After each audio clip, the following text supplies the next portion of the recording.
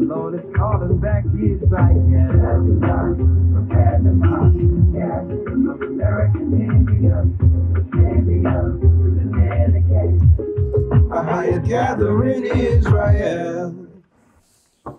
Shalom, brothers and sisters. I'm Elder Rawchaa here with the Gathering of Christ Church, saying a hearty shalom and blessings to all of our brothers and sisters worldwide.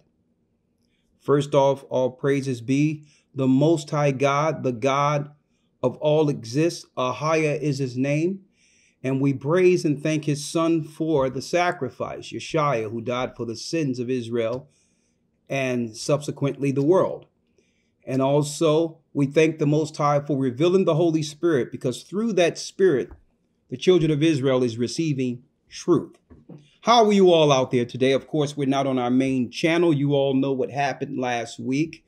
We were showing the similarities between Jim Jones and others, antichrists, who may come up and harm our people.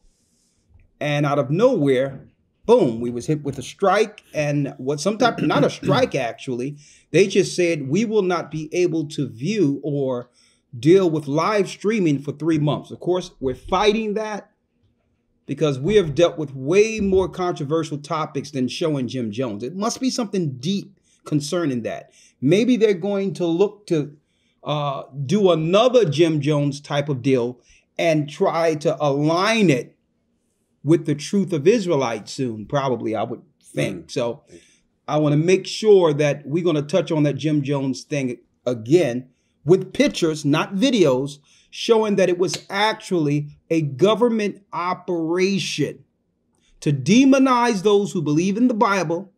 And also a slave mechanism was built in so that if slaves thought of leaving off the plantation, automatically there would be a comparison to their CIA agent, Jim Jones. I'm going to make that a topic in the future. We have Shapat. Shalom, how you doing, Shapat? Doing good. Okay, great, great. Let's see here. Let's make sure we have our elders online and waiting. Elder Lawya, are you with us? Yes, sir. Yes, sir. Shalom. First off, I would like to say shalom. Oh, can you hear me? I can hear you now. Where were you? I was here. I don't know what's going on. I could hear you clearly before. Okay. I said shalom. I don't know what happened. Okay. I'm glad you're here. Hold tight. And hey, I think you're going to get excited or feel a need to chime in on this particular topic this evening. Check out this topic. Hold on, elders. I'm going to go right in. Before I do so, I would like to say thank you to my brothers and sisters worldwide, those that are a part of the Gathering of Christ Church and in the work, and those who are actually viewing us from the outside of the Gathering of Christ Church. We thank you for your viewership. On top of that, keep in mind, you'll be coming here until we get our page back, which I hope will happen quite soon. But anyway, check out the topic for this evening, brothers and sisters, a well overdue topic. Check out the topic, brothers and sisters. And they're on Blog Talk. How are you? I didn't forget you. I'm going to put out the numbers so that you can call in. Matter of fact, let me do that now. Right? Let me do that now before we get this thing going. The number to call in, if you would like to chime in on this particular topic, this well overdue topic, 515-605-9327 to call in. 515-605-9327. Okay, let's jump in. Topic of discussion today. And I hope you all have your opinions and some resolutions or comments. The unrighteous thinking of a slave. Now, listen to where we're going at here. It's hard for us as a people to digest to some degree. But the key factor which keeps our people in perpetual servitude, listen to this, is our programming. We're going to examine some of that programming this evening. Okay? And we're going to look at some past historical documents, whether people believe that they are authentic or not, these documents apply. Let's examine the making of a slave in an attempt to understand the root of our thinking that prohibits our progress. And by doing so, we're going to use the Bible as our guide or for a solution. Check out where we're going here. The unrighteous thinking of a slave. Let me give you some examples. And I gave Elder Lawya this example earlier. Mm-hmm. I thought to myself, you know what? What peeves people off everywhere, it doesn't matter your race or whatever the case is what? No one really likes being told what to do, right? I'm giving an example here. No one really likes being told what to do, right? But is that flawed thinking? Were we programmed to say, I'm going to do me. I don't care what people say. Okay, you can't tell me what to do. Well, suppose what someone has to say is beneficial, constructive, righteous. So I had to examine myself with that. It's like, do I really like to be told what to do? No. But is that part of the curse? Many examples, but I'm going to start there. The unrighteous thinking of a slave.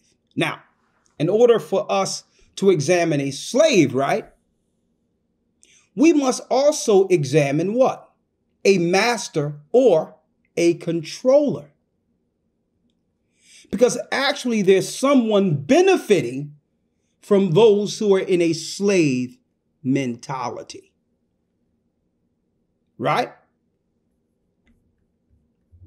Someone's benefiting. So it's in someone's interest to keep slaves in a certain generational mental state. So we have to understand that someone is benefiting from sheer ignorance, because it takes ignorance to stay in a slave mentality. Now, when we think of slaves, brothers and sisters, we think of, you know what, woe is me. I'm picking cotton, hot all day. I'm going to break my chains and escape north. That's the menial mind, the menial thinking that comes into play when one says slavery or thinks slavery. When now that I see the state of the world and the condition of the world, if those that were in power in the 15th century had the technology we have today, they would have done this. What's being executed on all people, especially us at the bottom of all people, is a way higher technological slave than us picking peas and cotton, folks. But in order for them to execute that, slavery was the beta test. Okay, let's focus on who benefits from the unrighteous thinking of a slave. Check out how I quoted that. The unrighteous thinking, because it's the unrighteousness that keeps slavery going from one generation to the next. Right? And we're going to resolve it with the Bible, because all of us everywhere can agree today that there's a problem in this world. There's a problem with our lives. There's a problem with why things don't work right for us, and we need to resolve. But none of us usually go to the Bible for resolve or counsel. We go to psychologists, psychiatrists. We go read books, hoping that someone out there have overcome what we're experiencing. to resolve our issues. Well, you're walking down the aisle and you'll see something that relates to your life with another person, and you'll read the story hoping that you can overcome like them. We go to our girlfriends, our boyfriends with our issues or whatever the case is. But you rarely see people saying, you know what? I wonder, does the Bible have the resolve or the answer to my issue? We're going to talk about it, because when we talk about the unrighteous thinking of a slave, automatically one would believe that we're here to browbeat people or to come down on people. No, it's for resolve. Because Christ said, you shall know the truth, and the truth shall make you free. Right? The unrighteous thinking of a slave. Okay. Now, what we're going to do first, we're going to go back to the Willie Lynch letters we've read a while back to show you, starting with, the old slavery, the transatlantic slave trade here in America that came here to America. We're going to go there to read some of the conditioning and see how that conditioning is playing out in our existence even till this day. Whether you be a man, woman, or child. Now, I know some people out there that may be of other races. You may look at this and say, well, this have nothing to do with me. This is a black thing. This is what black people went through. Well, guess what, folks? Doesn't matter what race you are. Okay? Because the accomplishments the master achieved in enslaving us is now being used across the board throughout the earth on everyone. Okay? On everyone. We're gonna deal with some. Let's make a slave real quick. Pull this up for me, Shapat. We're going into what is called, brothers and sisters, the Willie Lynch letters. Right? Now, this is I'm going to show you one of many examples. Okay? One of many examples that produces unrighteous thinking of a slave. Okay? I'm going to show you. It's conditioning. Right? Now, most of us don't want to admit that we're conditioned. Let's start here. Right? Now, I'm not here to beat on the women or whatever, because or talk down on the women or whatever the case is, right? But I want to talk about the woman first and then the man. Why? Because the children in the earth right now who are being raised are being raised predominantly by women, especially if you're looking at minorities or black people. The majority of the children are being raised by women. Now, we can argue through this, or we can talk about who's to blame for it, but it doesn't change the fact that women are raising the children right now. Okay. And maybe that's one unrighteous thinking of a slave, looking to blame each other instead of first dealing with what is. Okay. Let's not talk about all the time how we got into this. This is the reality we're in right now. Let's deal with this and work our way out of it, right? Well, the reality is the majority of young men and young women are being raised by single parents, predominantly women. So we're going to start off with the woman and what happened in slavery, which led to a certain conditioning and thinking which applies today. And then we're going to go over to the man, and I want to focus on the man last for a purpose. But let's first start with what happened to our women in captivity, to show you how the unrighteous thinking of a slave happened. The breaking process of an African woman will be the example in the Willie Lynch letters. Read that, Shapat. This is from the Willie Lynch letter, which it's estimated to be written around December time in 1712. Okay, 1712, some, what is that, 300 years ago. Okay, so yes, back down to the breaking process of the African woman. And just to preface it before you read on, you had the elite powers, those who were benefiting from slaves, losing their power and control as the blacks began to reprocreate. Okay. Eventually, you're beaten in things that you're dealing with. Putting physical fear in people isn't going to work if they begin to outnumber you. So they had to put in a mental slavery that could control the masses. Once the slaves become what? Innumerable in number. So the slave masters who could benefit from this needed a psychological answer. Okay, how to mentally enslave these people and not just whip and beat them into submission is how this paper was drafted, or this meeting, or the reason for the meeting being called.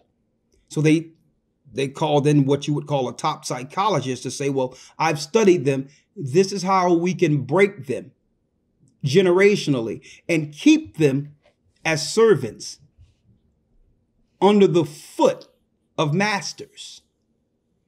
They said, first, let us focus on the African, which we all know is the daughter of Zion, which we all know is the children of Israel's woman, an Israelite woman, but we're going to call her African for the sake of conversation here. Let's start with the breaking process of the African woman. Read it. Take the female and run a series of tests on her. Take the female and run a series of tests on her. To see if she will submit to your desires willingly. Let's first do the test to see if she will submit to your desires willingly. Okay, that's the first step. Okay. A willing slave who will not reject our power. So we're going to run some tests to see if she will just give herself over to us. Mind, body, and spirit without what? Confrontation. And that's their desirables there. So we know the first stage is what they hoped that they could accomplish for all slaves, female slaves. They would rather deal with this willing woman who's willing to give over herself, mind, body, and spirit willingly. And we're going to talk about the mindset behind that in a moment going into the Bible. But go on. Test her in every way. Come on. Because she is the most important factor for good economics. It says the black woman is the most important factor for good economics. Now let's start there. Because we're told in this society that sisters have no value. You don't understand how much you're worth. They had to focus on you in order to build the foundation of what we see on Wall Street and everything today. See, you think you don't have any worth. They had to make you believe you had no worth. But it's through you the whole society is running. Now, what you going to do with all that power? Right? Because you still have that power. But you've been programmed to use your power for master. See, you still have that power. Okay, so we're going to go into this tonight. For those who've just come in, the unrighteous thinking of a slave, how we were programmed to be unrighteous and not utilize our power for ourselves. Listen clearly. Go on. If she shows any sign of resistance in submitting completely to your will, do not hesitate to use the bullwhip on her to extract the last bit of resistance out of her. So you can whip her if she's not willing to give her mind, body, and spirit over willingly. Right? We're going to show you how they whip us in our modern time, in these modern times, right? But all of these systematic psychological programs are still in place in some form or fashion. Go on, Shapat. Take care not to kill her. Don't kill her, though. For in doing so, you spoil good economics. You're spoiling good economics. You're wasting good money there. Don't kill her. Keep her alive. Read. When in complete submission, she will train her offspring. Now here's the key now. Read that again. When in complete submission, she will train her offspring. That's the focus for them. They don't care about the woman, so to speak.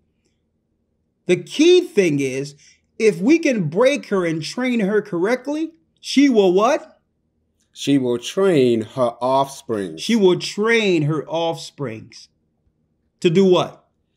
In the early years, to submit to labor when they become of age. When the child become of age, they'll be willing slaves. Why? They've been conditioned through the fear that was placed on the African woman or the Israelite woman.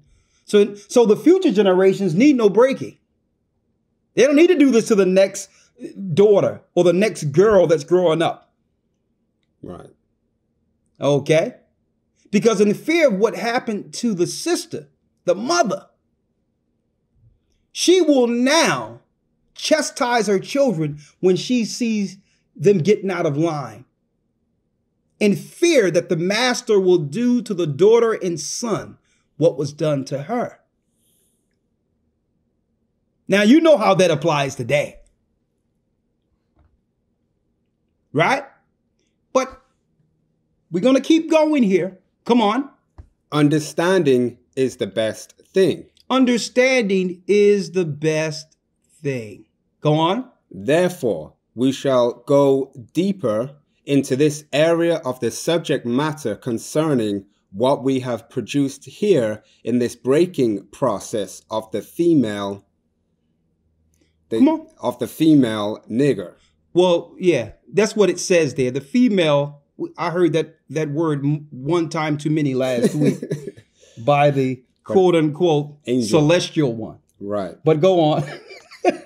We have reversed the relationship in her natural uncivilized state. We have reversed the relationship in her natural uncivilized state. She would have a strong dependency on the uncivilized male, according to them. So they have taken away the natural thinking of this particular person, right? And what? We have reversed the relationship. We have reversed the relationship. Go on. In her natural uncivilized state. In her natural uncivilized state. I don't know how that's possible. According to them. In her natural uncivilized state, according to them. Read. She would have a strong dependency on the uncivilized male. She would have a strong dependency on the uncivilized male. Now, according to them, not falling to the BS or listening or following the line of the master is uncivilized. So overall, what they're saying is, if we do this correctly, we will break her dependence on her helpmeet. We have to make sure that the woman doesn't help the man and the man doesn't help the woman. Right? Listen to this clearly now. We have to make sure that their existence or dependence on each other are devalued. Are you following me here? Come on. And she would have a limited protective tendency toward her independent male offspring and would raise male offspring to be dependent like her. We want her to raise her young men to be dependent like her. How many times, brothers and sisters, you see mothers looking at their son saying, "You lazy. Why don't you go get a job?" This, that, and the other. And we see it all the time, don't we? But this is what's not related to that. The protecting that young boy from fear of what might happen to it growing up. You understand? You told the daughter to be a go-getter. Don't let no one stop you and do all the, be independent and all these and get educated and make sure, because you may not have a man. You instilled that in a young lady from an early age. Right? But the young boy, the mom was always fearful of what might happen to the son in the streets. Right? Not realizing it would lead to a certain unproductive for his nation individual, a slave, because he will be utilized the way the master would like to utilize him. And we're going to go into that in a moment. Because what? That lazy boy that's doing nothing and all that, guess what? Master benefits from him. I'm going to show you how in a moment. We're here to break your conditioning, to set you free, to have us understand our current condition. The Most High, the Bible, gives resolution for this. First of all, one must admit we're under a systematic program in order to break it. So I'm not pointing fingers right now. We are we're conversing. Okay? We're going to talk about it. We're not blaming no one for anything. It's about resolution going forward. But we have to go back here and pinpoint the beginning of the program. Go on. Nature had provided for this type of balance. Come on. We reversed nature by burning and pulling a civilized male apart and bullwhipping the other to the point of death. So naturally, it's in a woman's heart and spirit naturally to depend on a man, her helpmeet, her husband, for protection. So we have to make this strong buck a public example. Anytime it presents itself. For those that are looking strong or mightier than the master will call for a public lynching, right? A public demonization, or an execution altogether, a humiliating execution. Let's take 2 ropes, tie on either ankle, and hook the rope to horses in opposite directions and make the horses run, and make them run, and pull the black, strong, dependent authority, what? Apart in front of his damsel in distress. Let's traumatize her psychologically. Now, no woman out there want to admit that they're traumatized. And through that traumatization, through that traumatizing, what's going on with this woman now is what? She's making all her decisions based on that what? That conditioning or programming. No one wants to admit that they've been traumatized. We're going to go there a little later also. Right? Go on. All in her presence. All in her presence, read. By her being left alone. I need an ink pen here. Unprotected with the male image destroyed, the ordeal caused her to move from her psychological dependent state to a frozen independent state. In this frozen psychological state of independence, she will raise her male and female offspring in reversed roles. In reverse roles. I'm going to raise my daughter to be more independent and strong. And on the other hand, I'll train the young boy to be more docile or weak. Right? Reverse roles. And here it is. You notice some of the greatest arguments that happens in relationships. Grown folk. Okay?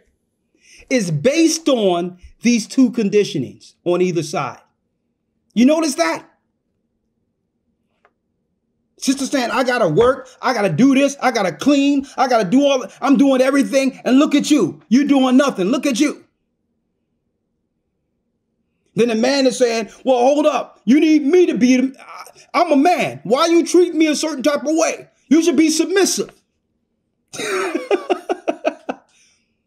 Both of them were programmed for that future argument, folks, as children. Well, we do love each other. What's wrong? We can never we can never see eye to eye. Why can't we be? I was conditioned to play a docile role while you were conditioned to do what you were doing. Here's the issue. Either of the two are willing to relinquish that curse. It's a curse. The unrighteous thinking of a slave. It's a curse. The women will see it and know that listen, she's totally stressed over this unnatural role, but won't relinquish it.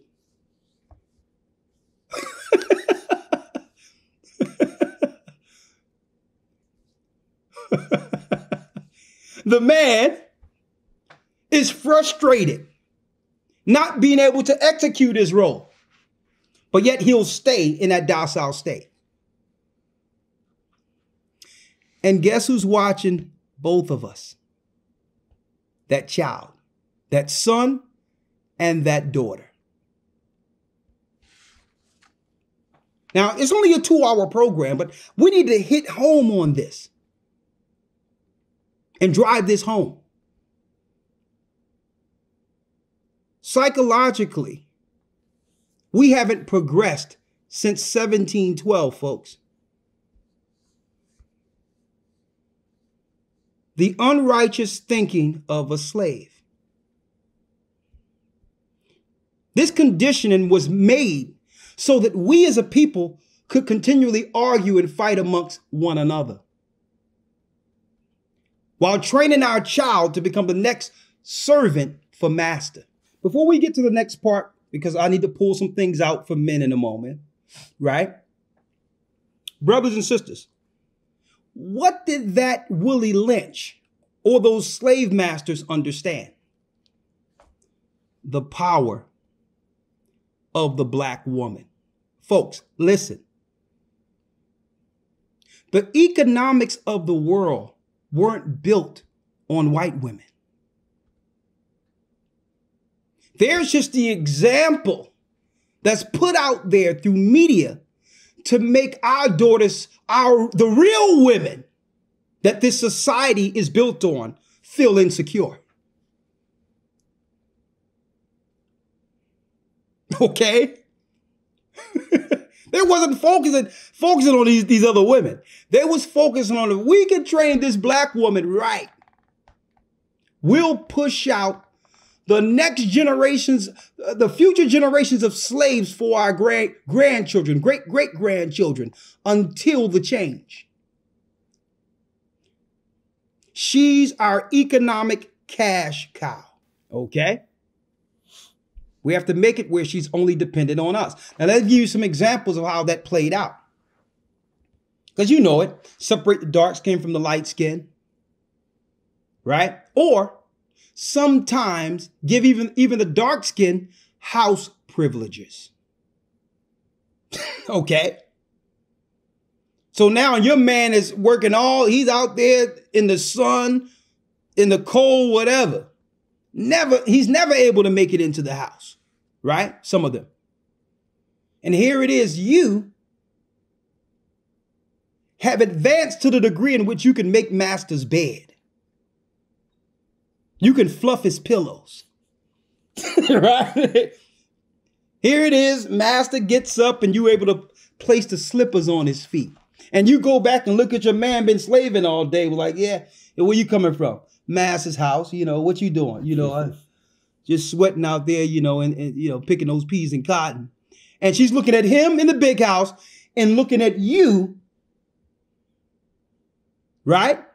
The strong Lion of Judah, in a totally unappreciated scenario. You know what? Hey, this is a conversation, isn't it? Have anything changed since 1712? Huh? You got something to say on that? It's just, it goes hand in hand with these past few weeks' topics, like, for example, the perverseness of the nation. Staying in this mindset is perverse, even from the wider understanding of the gospel point of view. Yeah. Like when the gospel or the fall of the Israelites, salvation to the world, and the Gentiles got rich, right? So when the Gentiles got rich, first and foremost, the slave thing, we did that because we chose to go against the Most High and not keep his laws, statutes, and commandments, right? But what Willie Lynch is doing here, they got rich off our fall. And he's instructing with this letter other slave owners, if you want to stay rich through their fall, these are the methods you can use to do so. And in doing, like Elder mentioned, you will keep their thinking perverse to the point that their children and grandchildren will serve our children and grandchildren and will stay slaves, no matter what you call it in the modern sense, employees. They will never own anything because they'll have no desire to. They won't have any time to even think about owning anything because they're arguing against one another. They're fighting against one another. They're perverse.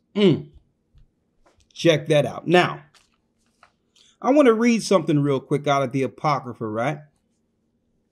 Let me read this because these things fall right up under the curse, right?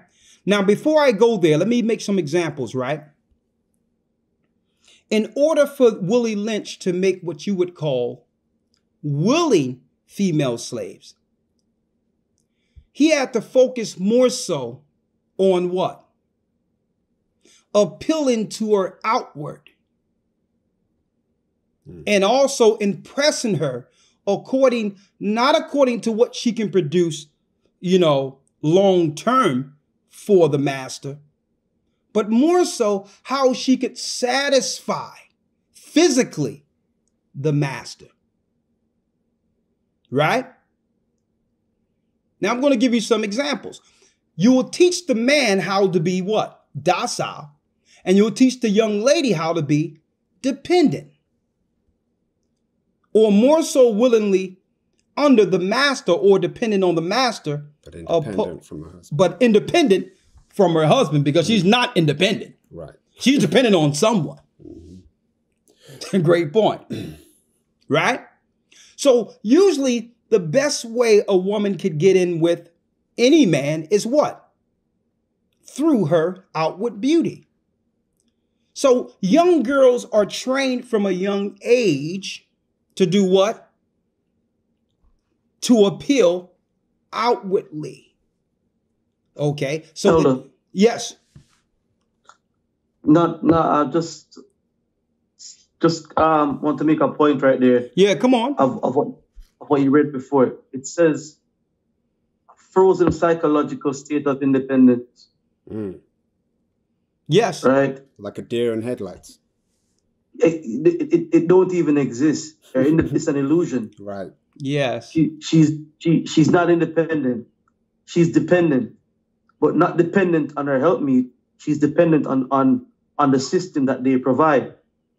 Exactly. And that's what she's teaching. Mm. That's what she's pushing back out.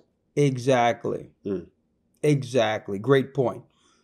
Now, the examples I wanted to give, because I'm going to go over to the man in a moment. And the mammies would actually do what? Make the young girls into what? You got it. Future bedfellows, or bed, what you won't want to call that, for master. It was the mammies getting the young girl prepared, the young girls prepared for laying down with master, right? That's just the example on one side. I'm going to bring you in 1 second, Elder Lawya, right? And you know what? Let's not deny this, folks. We have all experienced and seen this growing up, where young girls are objectified and sexualized by their mothers at an age too early for them to even understand what sex is. And we've ignored this plague amongst us. Topic of the show, you got it. The unrighteous thinking of a slave. Let me read this real quick. I'm in Ecclesiasticus in your Apocrypha. And I'm going to read the 25th chapter. It says, in 3 things I was beautified and stood up beautiful both before God and men. The unity of brethren, the love of neighbors, a man and wife that agree together. What did I just read here? Exactly what Willie Lynch knew he had to break. So they knew the Bible. The reality is the world is unbalanced and everything is unbalanced because the black man and the black woman isn't together. We've been conditioned to be together, but not really be together. The only time we're really together is in the love-making process. And guess what? That was programmed in us so that we can make more slaves for them. Think about it. That's the only respite we get from the fights in battle. Why is that? Why can't that experience permeate or exalt itself beyond the bed? I'm speaking grown folk conversation now. Think about it. That was programmed in us. That's the only respite or what you would call enjoyment we get in our relationship on purpose, to make more slaves. That's why that young girl is objectified and put out there like some type of sex object and all that. That's why these young ladies are on Snapchat and just showing their bodies and all parts of them to get attention and all that. Because that's the only place where master allows you to be free to make more slaves. Listen to this. I hope this is resonating here. Not just for women, but for us too. For all of us. It's not about blaming each other. It's identifying it to do what? To reverse that process. The Most High gave us the knowledge to do so. He didn't give us knowledge just to say we're Israelites. He gave us the knowledge to do so. Listen to this. In 3 things I was beautified and stood up beautiful both before God and men, the unity of brethren, the love of neighbors, a man and wife that agree together. 3 sorts of men my soul hateth.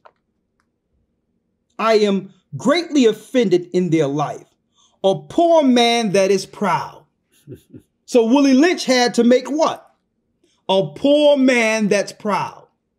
Someone would celebrate poverty. They created in us what God hates. They conditioned in us what God hates. And you know what? We celebrate it. We protect it. And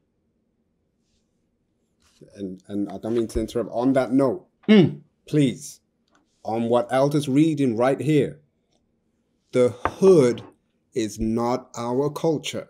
It is not to be celebrated and protected.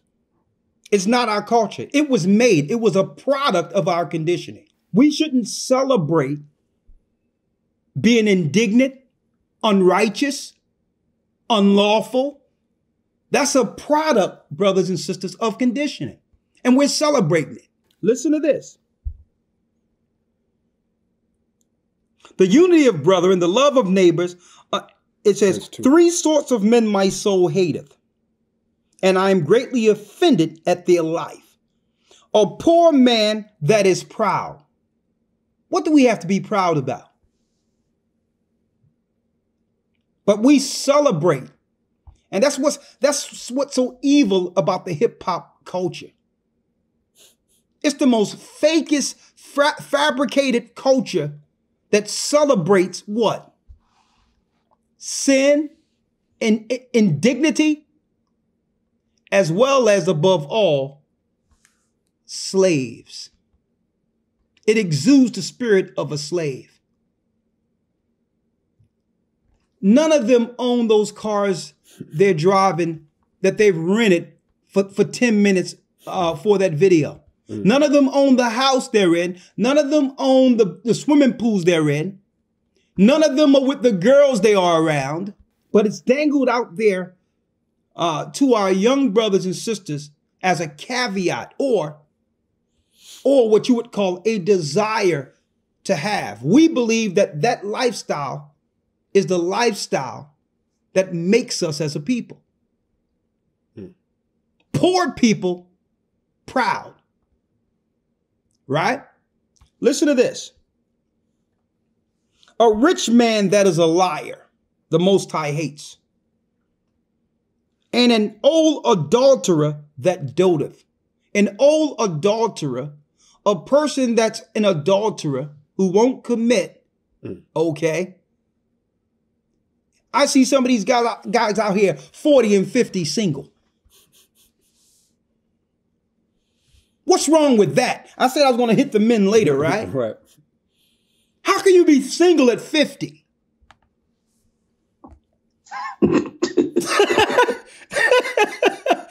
God, you're laughing. The Most High hates that.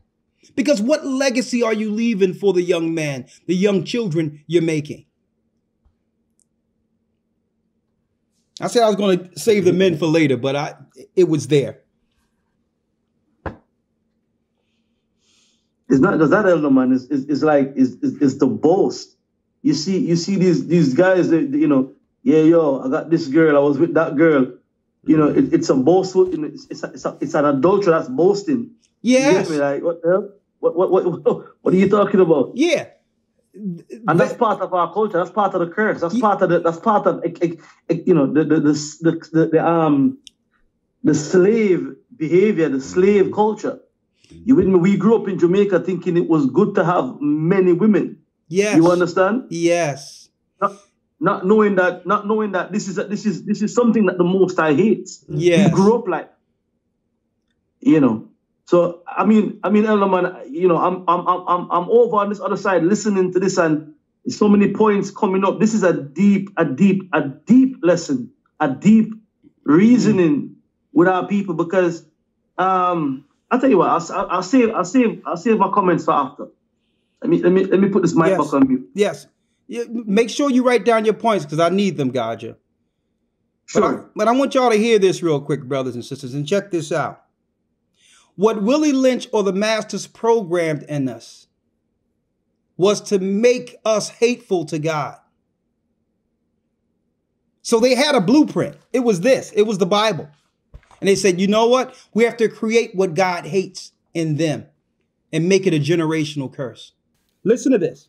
Now, what's the answer to this? The answer is this. To this is simple, and we're going to go into it. Just don't do it. Just stop what they programmed in us immediately. But I'm going to go there in a minute. Listen to this here.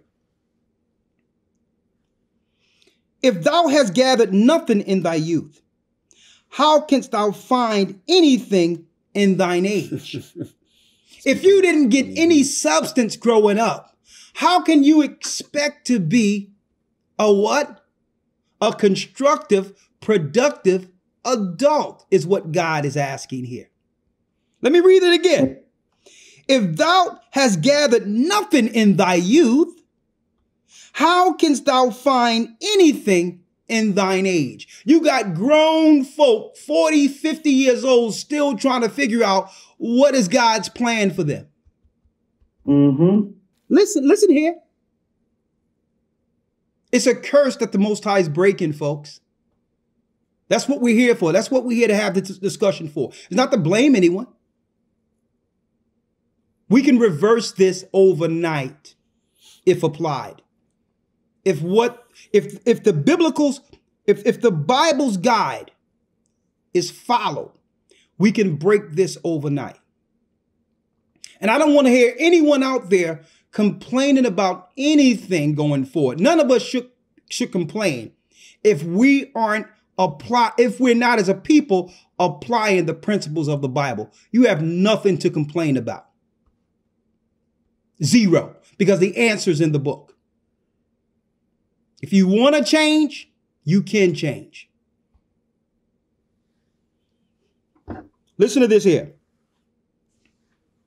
Oh, how comely is judgment for gray hairs and for ancient men to know counsel, to know God's word for resolve. That's what it means to know counsel.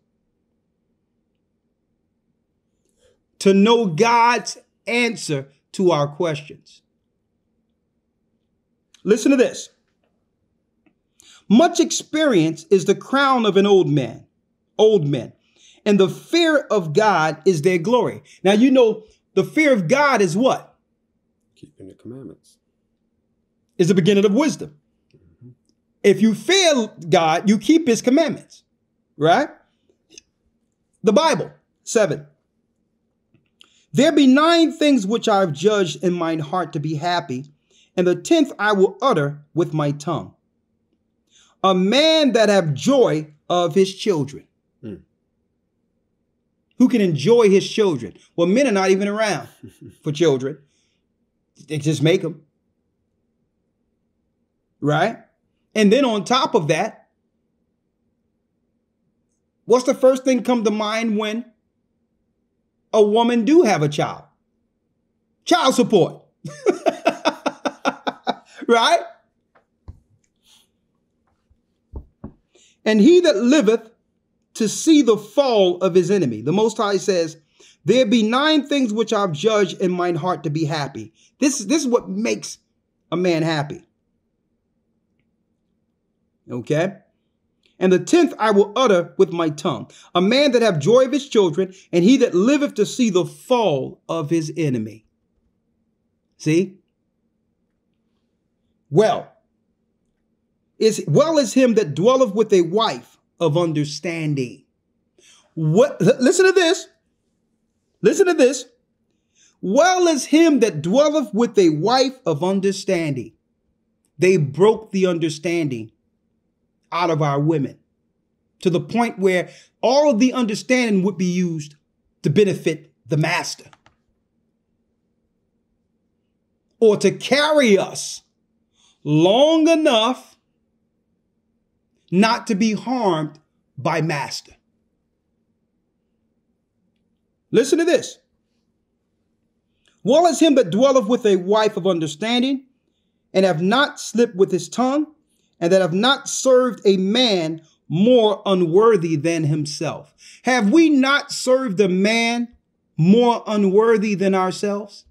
People who have done far worse than us, we're serving. Listen to this now. This is how the program is broken, folks. Listen. Elder. Yes. I just want to share something with you real quick, Elder. When you just said that. A few years ago, I remember I told you I went back to Jamaica, and I was dealing with my a family member, my uncle, and he actually wanted me to come and work for him, and he made me an offer, like a good offer, and this was a scripture that came to my mind, is that I can't continue to serve and someone more unworthy than myself, if that makes sense. More wicked than myself. If I'm serving, it must be serving for the righteous. Exactly. This is a scripture that came to my mind. I can't serve the unrighteous no more. I can't give them any more of my life. It must be in right. This is a scripture that came to my mind. I can't serve a man more unworthy than myself. So if I'm serving, it has to be in righteousness. And like you said, if we apply these scriptures, we can break these curses. I mean, I'm here. It's the same thing. It's everywhere. Our people think that we must be in poverty, in a mindset of the gutter, for us to be who we are. We glorify this when we are the kings of the earth. When we should be the trendsetters and setting trend in righteousness. Don't want to come off of the topic, but one of my favorite movies of all time is Coming to America. And I always say there's so many subliminals with Coming to America. It's royalty. It's showing Judah in royalty, how Judah is, how it should be, how Solomon was on the earth. Righteous, royal, beautiful. And we this is in us. We just need to come out of this curse. We need to come out of this mindset of the curse, of that, we must be ghetto, we must be hood. Nah, man, I'm tired of it. You with me? With royalty, with the salt of the earth, with the flavor. Yesterday, I sat down with some sisters, man, and the sisters have sung like any major recording artist that you would see out there. Regular old sisters with a guitar from the island. You should see that. I made a video of it. Oh my goodness, this is us. I mean, Elder, this topic here is sparking so much in my thought process right now. You with me? It's kind of hard for me to keep quiet with it because I mean, it's real. It's what it is. Yes, it's what it is. This is our problem with this is our problem, our slave programming. Yes, and we have to come out of it. It is the solution to our problems, because it fixes everything. We won't treat each other as slaves, even in relationships. And mother, the father, sorry, go ahead. No, I'm going to tell you, Gaja, what's deep about this is not that we are exhibiting these things, right? And not just the fact that we are relaying these curses to our children, which is even worse. But the next thing is, we've been taught to protect and celebrate this condition. Right, like it belongs to us. To celebrate it as if it makes up our individualism. It makes up who we are. When we look in the Bible, righteous people aren't like this. It's a mind. It's a mindset. And now I see why so many people out there who are crying about solution and all these things and all these and marching and talking about the white man, and I see why they're projecting instead of. Matter of fact, I understand to some degree why a lot of these people outright, who are evil and perpetuate the curses, hates the Bible. Because with the Bible, you can't celebrate slave condition. No. See that? You can't honor sin and promote that as a way of life or culture if you believe in the Bible.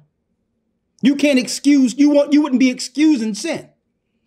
That's why so many people who so-called conscious, who claim that they for our people, but one thing they all have in common is, and the Christians too, what they all have in common is we shouldn't follow the Bible, or if you're a Christian, the law is done away with. That thought process alone allows you to celebrate your slave condition. But go ahead. Spot on, Elder man. Spot on with it. Like the more you even breaking down the scriptures, it's the more it's coming in back. Like it's just ringing home. A few years ago, you did a lesson called a Royal Nation, and yes. This is it. If the nation can't see themselves as royalty and can't see themselves in the law with righteousness, then we will forever repeat the Willie Lynch syndrome. We'll forever, we'll repeat it. We will pass it on. We will pass it on to our children. Yes. And not only that, we will teach the other nations that this is right. Yes, exactly. And I'm going to tell you, well, I can't tell you now because we have to take a break real quick and come right back with the second part of this. We're going to finish off on the sisters and we're going to the brothers last for a reason. But before I do that, and hold your point, make sure you write that down. I'm going to bring Lawya back in a moment. But let me put out there right now, brothers and sisters, that we have a new installment. We just end our Hebrew and Bible Academy, week 12, just finished it last Sunday. And we are now in the enrollment period for the next Hebrew and Bible Academy beginning December 23rd. Okay? You don't want to miss this academy. We're going to start off with the creation of the universe, teaching it like you've never heard it before. Going into week after that, tracing the serpent seed. We're going to go into what happened before the flood and relate it to what's going on now, to let you know that the technology we have now it was here before the flood. We're going to break that down. Many more new lessons is coming. You don't want to miss this academy. Because what? It's more of what you would call a scholarly lesson without interruptions. We couldn't do anything like this publicly, like YouTube and all that, because why? We have many scoffers, people coming in, interrupting others. No, we need a class setting to learn our laws, statutes, and commandments and the correct theology, opposed to these seminary colleges that have been lying to our people for ages. The Hebrew and Bible Academy is the answer, and it will begin December 23rd. You don't want to miss this. Go to historytimes.org and enroll, okay? I needed to put that out there. We have a few more announcements later, but I'm going to tell you, brothers and sisters, if you haven't been in the academy, you are missing. You are missing it, okay? It's only $50 per month. Okay. For 3 months, it'll be the best $150 you've ever spent. You will have more knowledge and understanding in one class than all your life. And after that academy, or after that first week in the academy, you'll never see the Bible the same. And it helps. Hebrew. And there's news like exactly. no other place. Okay, Shapat be bringing the news with our commentary. Lawya comes in with the Hebrew 101. It's more information than you can actually consume. Okay, we make sure we send you the PDFs. On top of the PDFs, we can go back and review the videos for your own listening pleasure, so that if something happens where The scriptures are coming too fast. You can pause it, catch up. You know how you do it. Hebrew and Bible Academy, December 23rd. Don't miss it. Also, we have a brand new building. We're looking for an open date for January 1st. It's a central location for the earth for our Gathering of Christ Church central location. And we're now taking donations for those who would like to support. If you would like to support, send a check or money order to Gathering of Christ Church, 2000 Hamilton Street, P.O. Box 946, Philadelphia, PA 19130. Okay, 2000 Hamilton Street, Philadelphia, PA 19130. Title it Gathering of Christ Church. Or send an email to gatheringas1@AOL.com and say you would like to support the location, the new central location, headquarters for the church. And we'll let you know how you can send your check, money order, or you can just go through PayPal. But we thank you for those who've already helped us. All praises be the Most High. Okay, let's jump right back in now that I've made that announcement. Getting right back on point, brothers and sisters. Now, I'm in the Apocrypha. The title of this particular discussion, The Unrighteous Thinking of a Slave. It's hard to digest, but the key factor which keeps people in perpetual servitude is our programming. Let's examine the making of a slave in an attempt to understand the root of the thinking that prohibits our progress as a people, using the Bible as our guide. Okay? Now, and for those Christians who are claiming that the Apocrypha isn't spiritually inspired, if we had this wisdom that's written of in the Apocrypha and applied it, it could reverse the curse. It would reverse the curse if we began to apply the wisdom I've just read. Listen to this here. 8th verse. Remember, Willie Lynch's first plan was to separate the man from the woman and focus on educating and protecting the woman, black woman, for the sake of his economic future. Don't kill the black woman now. We need her alive. Based on what? The influence she would have over the children for generations to come. Right? But the black male, we have to deal with that man a little different. We're going to go there in a moment. It says here, Ecclesiastes 25:8. Well is him that dwelleth with a wife of understanding, and that have not slipped with his tongue, and that have not served a man more unworthy than himself. Well is him that have found prudence, and he that speaketh in the ears of them that will hear. Oh, how great is he that findeth wisdom!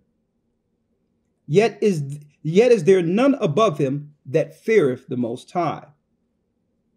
But the love of the Most High passeth all things for illumination. He that holdeth it, whereunto shall he be likened?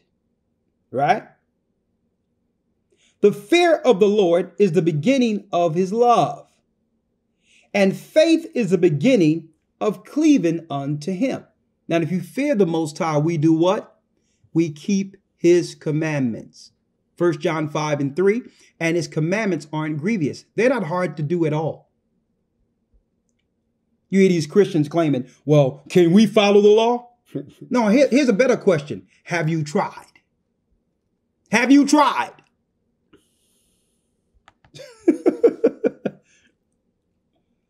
Let's read the 13th verse. Give me any plague but the plague of the heart, and any wickedness but the wickedness of a woman, and any affliction but the affliction from them that hate me, and any revenge but the revenge of enemies. There is no head above the head of a serpent, and there is no wrath above the wrath of an enemy. I had rather dwell with a lion and a dragon than to keep house with a wicked woman. So they began to train sisters to celebrate wickedness, celebrating the spirit of being what they would call themselves a bee. When the Bible is contrary to that spirit. But the masters love that spirit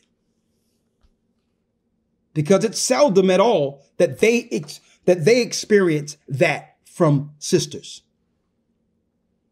Okay, that programming was to keep us at bay. When you before your boss is all in the corporate world, that bee goes out the window and comes right back when you're before your man. See, that's a program that happened at the plantation house when you were able to fluff the pillows and do all these things while the man had to be somewhere, in the sun somewhere, baking, almost half fried, picking cotton. What's wrong with you, man?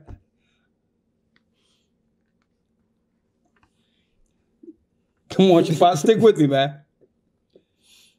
The wickedness of a woman changeth her face. That means she'll be having all them looking all types of faces and all that, speaking to her man. That was conditioned. The wickedness of a woman changeth her face, and darkeneth her countenance like sackcloth. Her husband shall sit among his neighbors, and when he heareth it, shall sigh bitterly. All wickedness is but little to the wickedness of a woman. Let the portion of a sinner fall upon her. This is talking about a wicked woman, a woman that's celebrated in all these reality shows we see today, is what God hates. But yet our young ladies are looking at that and looking at that as the example of how to get attention. Like the good girls finish last, so I got to be that, what God hates. Let's perpetuate the curse. Let me get tat from my head down. Let me get booty shots. Let me get this. Let me get that. Let me not invest at all in my virtue. Let me not teach my daughter what virtue is, what understanding is, what honor has always been, according to God. It says here, all wickedness is but little to the wickedness of a woman. That means when a woman want to be wicked, can't no one do it better. Let the portion of a sinner fall upon her. As the climbing up a sandy way is to the feet of the aged, so is a wife full of words to a quiet man. Stumble not at the beauty of a woman. He's telling the righteous. Don't fall at the beauty of a woman. Don't search for someone strictly for what they're showing you on the outside. All that work was done on the outside to cover what's missing within. And that's what you're going to have to live with, what she's covering. Not what she did for 2 hours to present herself. Don't be captive. We're already captive to this world under a slave master. Don't be a slave 2 times. Is what the wisdom of the Bible teaches. Stumble not at the beauty of a woman, and desire her not for pleasure. So when you're looking for someone, her outward appearance is not first on the list, but last in pecking order. Will she be a good wife, according to the Most High? Will she be a good companion, according to the Most High? Will she be a good mother, according to the wisdom of the Most High? Will she be a nurturer, according to God? Will she allow me to be a husband? according to the Most High God. All that got to be checked, because these are the things that are going to cause the conflict. And then, you know what? She looks nice also. But it's different now. You look at the person in the outward beauty first, and have no regard. And then realize at the end of this that you have married a monster. You've married a perpetual curse that's going to be a curse on your children now. You don't know what she believes, what she think. Stumble not at the beauty of a woman, and desire her not for pleasure. A woman, if she maintaineth her husband. Now listen to this. Now the Willie Linton syndrome said that they must make the girls go-getters and the men docile. Why did he put that in there? Why? Because it mentioned a woman, if she maintain her husband, is full of anger, impudence, and much reproach. She won't be that to a master. She's being that to the man she have to do what? Uphold and care for. But these are the men slave masters produced. See? He knew that eventually the women would be tired and get over your cuteness or whatever she wanted you for. So listen, I'm over how you're looking, all that now. What have you done for me lately? See? The slave master knew that. And then there'll be a comparison of our slave mentality to how much the other nations have. Look how they treat their women. Look how they are more understanding. Look how they are this, and look at you. Well, they weren't under the condition, were they? So I'm not going to make no excuses about it. You know what? Who cares if they weren't under the condition? I don't have to be now. I don't have to make excuses anymore. Sisters don't have to make excuses to why they are being, that they have to do certain things because the white woman is the example of beauty and all that. And that. You don't have to do that anymore. And men don't have to make excuses anymore. We got the answers. We got the answers. We can just stop it. We are free to stop the programming, folks. We are free to do it now. Listen to this here before I get to the men real quick, because I'm getting to the men. A wicked woman abateth the courage. That means she takes the courage from a man. And heavy countenance and a wounded heart. A woman that will not comfort her husband in distress, maketh weak hands and feeble knees. Of the woman came the beginning of sin, and through her we all die. Give the water no passage, neither a wicked woman liberty to gad abroad. If she go not as thou wouldest have her, cut her off from thy flesh, and give her a bill of divorce, and let her go. Now we know the bill of divorce was placed in before Christ gave the understanding that in the beginning it wasn't so. But the Most High more so desired peace and love in a family, opposed to continual friction. Okay? Listen to this. Here's the woman before the curse. Blessed is the man that have a virtuous wife, for the number of his days shall be double.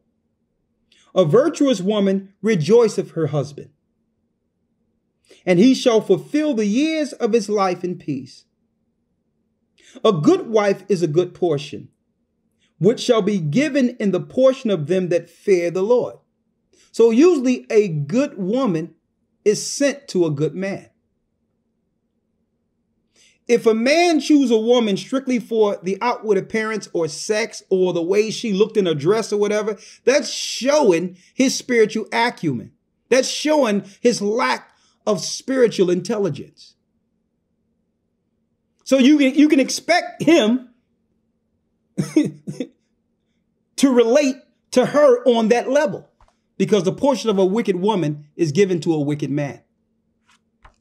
So no one can be complaining about this woman is this and this woman is that, and you chose her. Okay. What does that say about you? Huh?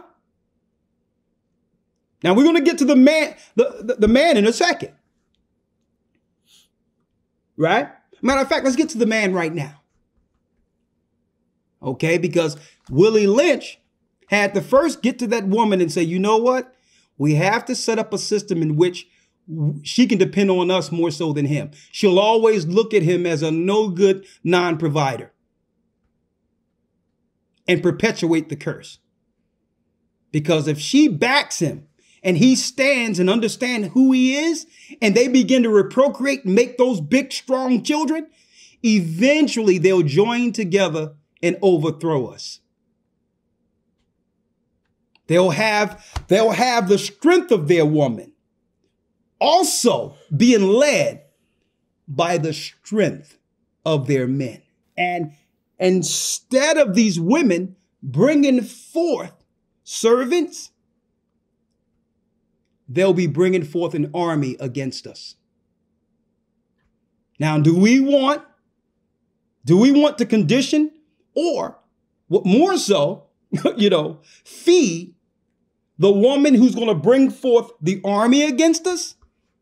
Or should we socialize the woman who bear slaves? In order for her not to raise an army against us, we must do something about that man.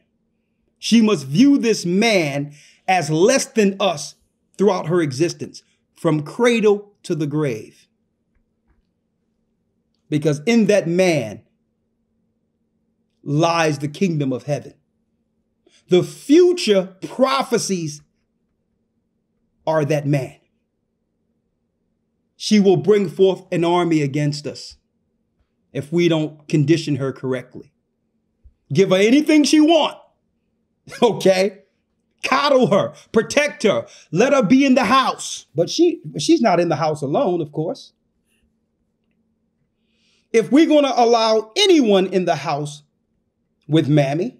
So these were the young men, black or mulatto, being that they probably dealt with the master dealing with the woman. They would have these in the house as butlers, doorkeepers, chefs, objectified young men, all online now. This is what's going on. But these young men grow up, young boys grow up, folks, to be adults.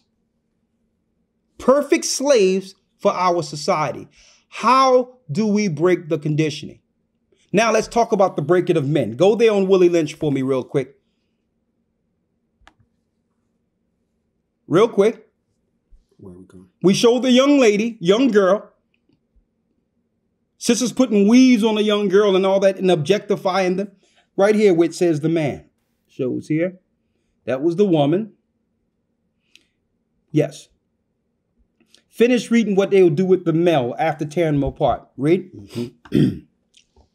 From the top? Just say the N-word instead of, yeah. From the top? Yes. Now we can sleep soundly. This is the Willie Lynch letter.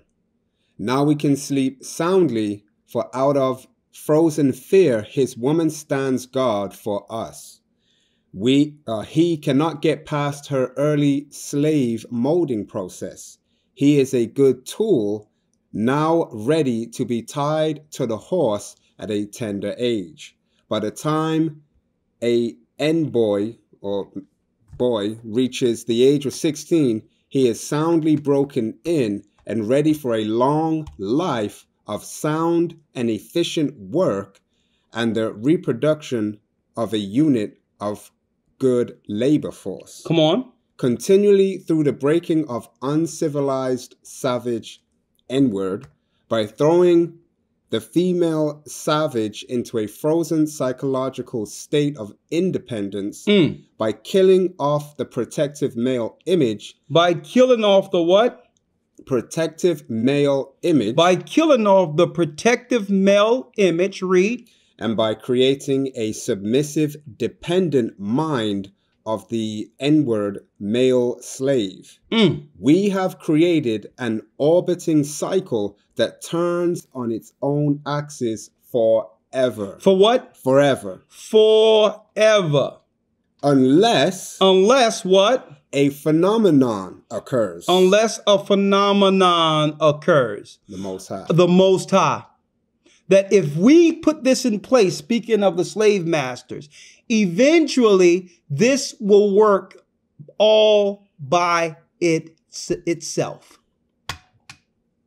It will be perpetual. Look at this, brothers and sisters. Look at this. Here's the army of the Most High in front of you. See, what a lot of you didn't know, that your butlers and your chefs in the house were turned out boys. Can you see this? The Lion of Judah is right here before you.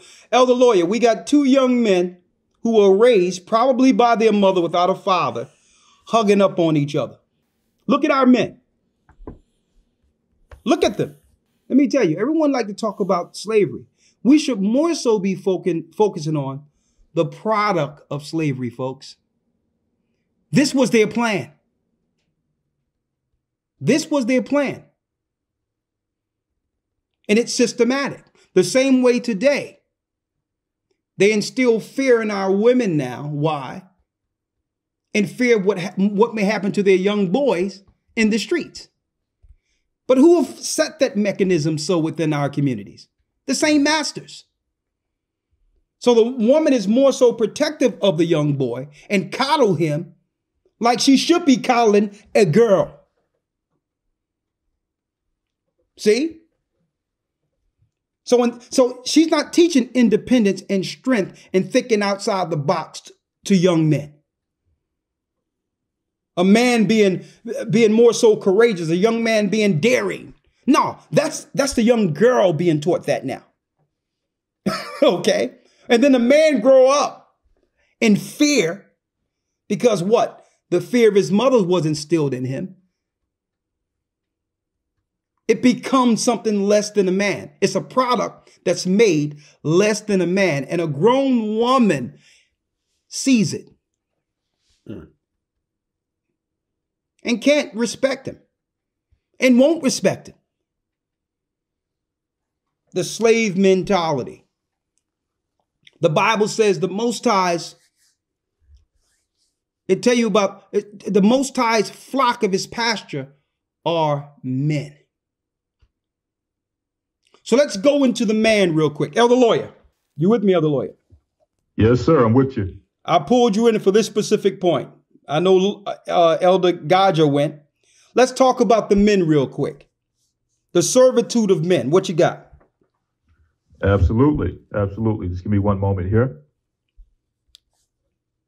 Okay. All right. So, yes.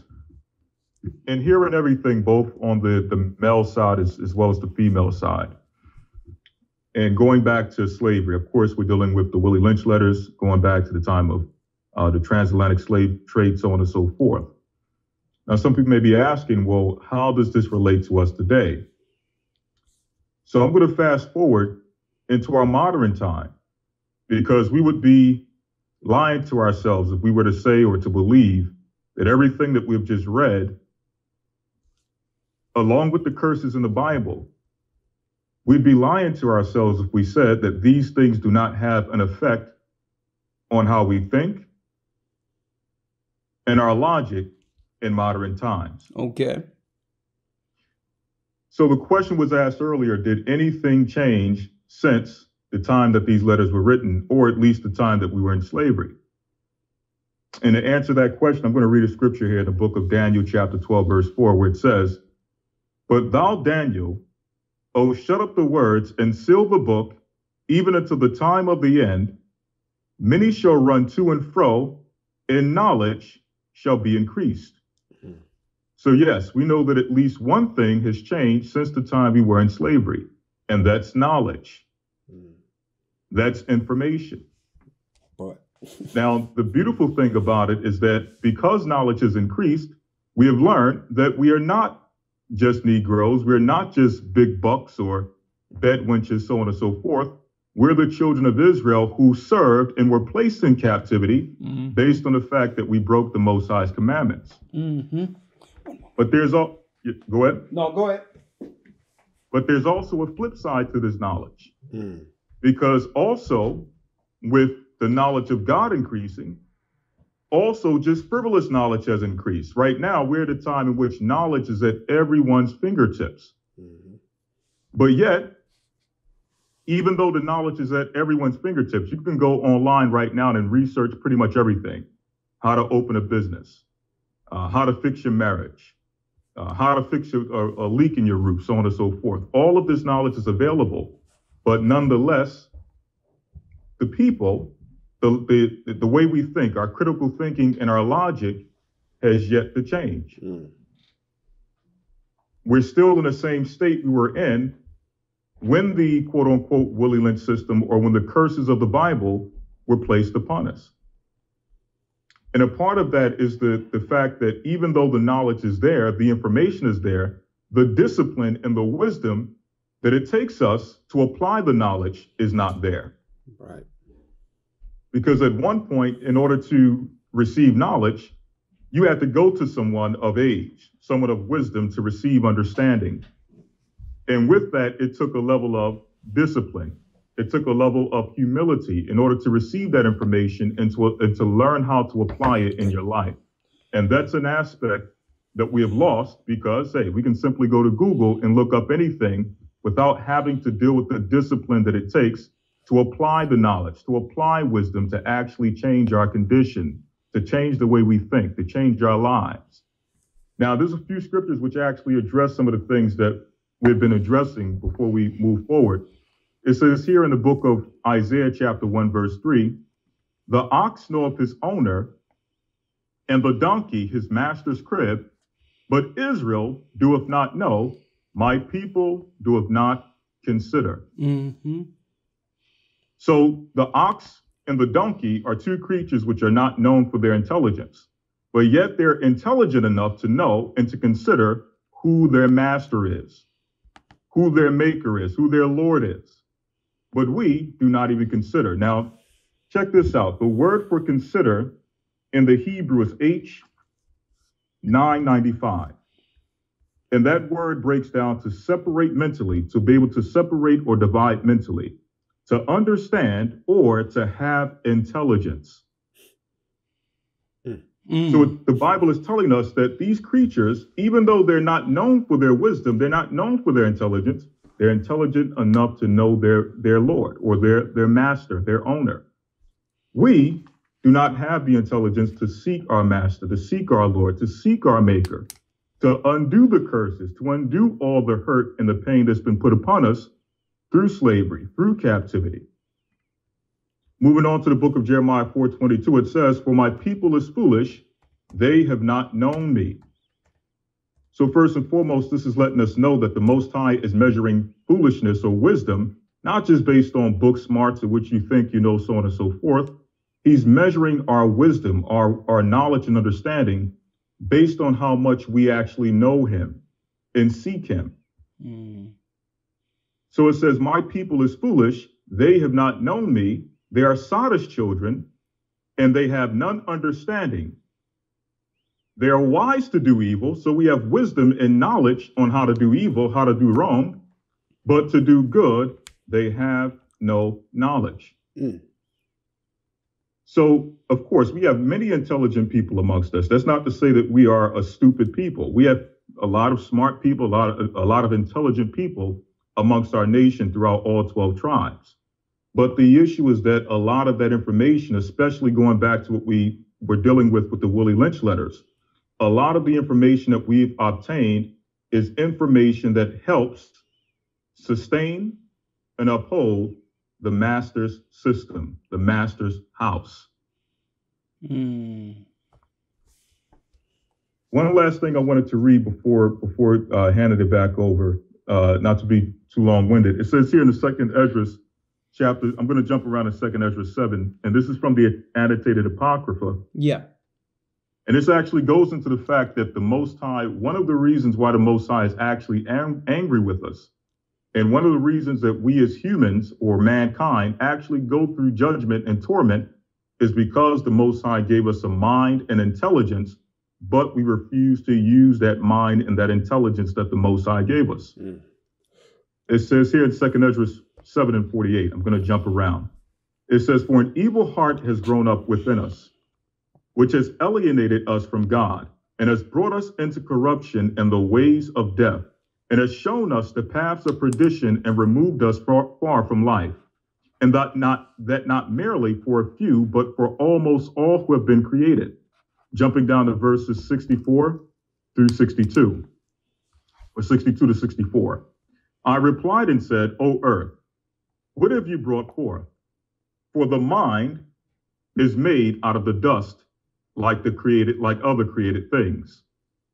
For it would have been better if the dust itself had not been born, so that the mind might not have been made from it. But now the mind grows with us, and therefore we are tormented because we perish, and we know not. Verse 70, he answered me and said, when the Most High made the world and Adam and all who come from him, he first prepared the judgment and the things that pertain to judgment. Verse 71, but now understand from your own words, for you have said that the mind grows with us, meaning the Most High gave us a brain, he gave us a mind, he gave us intelligence. And through time, that intelligence grows as we grow older. Okay? Mm-hmm. Verse 72 says, for this reason, therefore, those who live on earth shall be tormented. Because though they had understanding, meaning though we had intelligence, though we had a mind and a brain to think, they committed iniquity. And though they received the commandments, they did not keep them. And though they obtained the law, they dealt unfaithfully with what they received. So the Most High gave us everything we needed to serve him, to think logically, to think with wisdom and understanding, but we refuse to do so. Why? Because we refuse the commandments or to keep the commandments of the Most High God.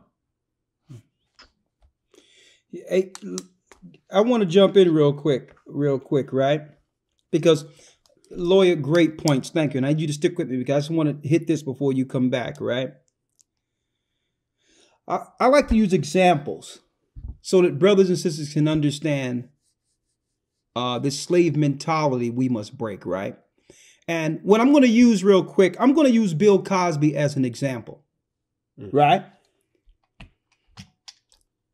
Suppose Bill Cosby followed the law, statutes, and commandments of God. And I'm saying this is because not that he didn't know any better. Why?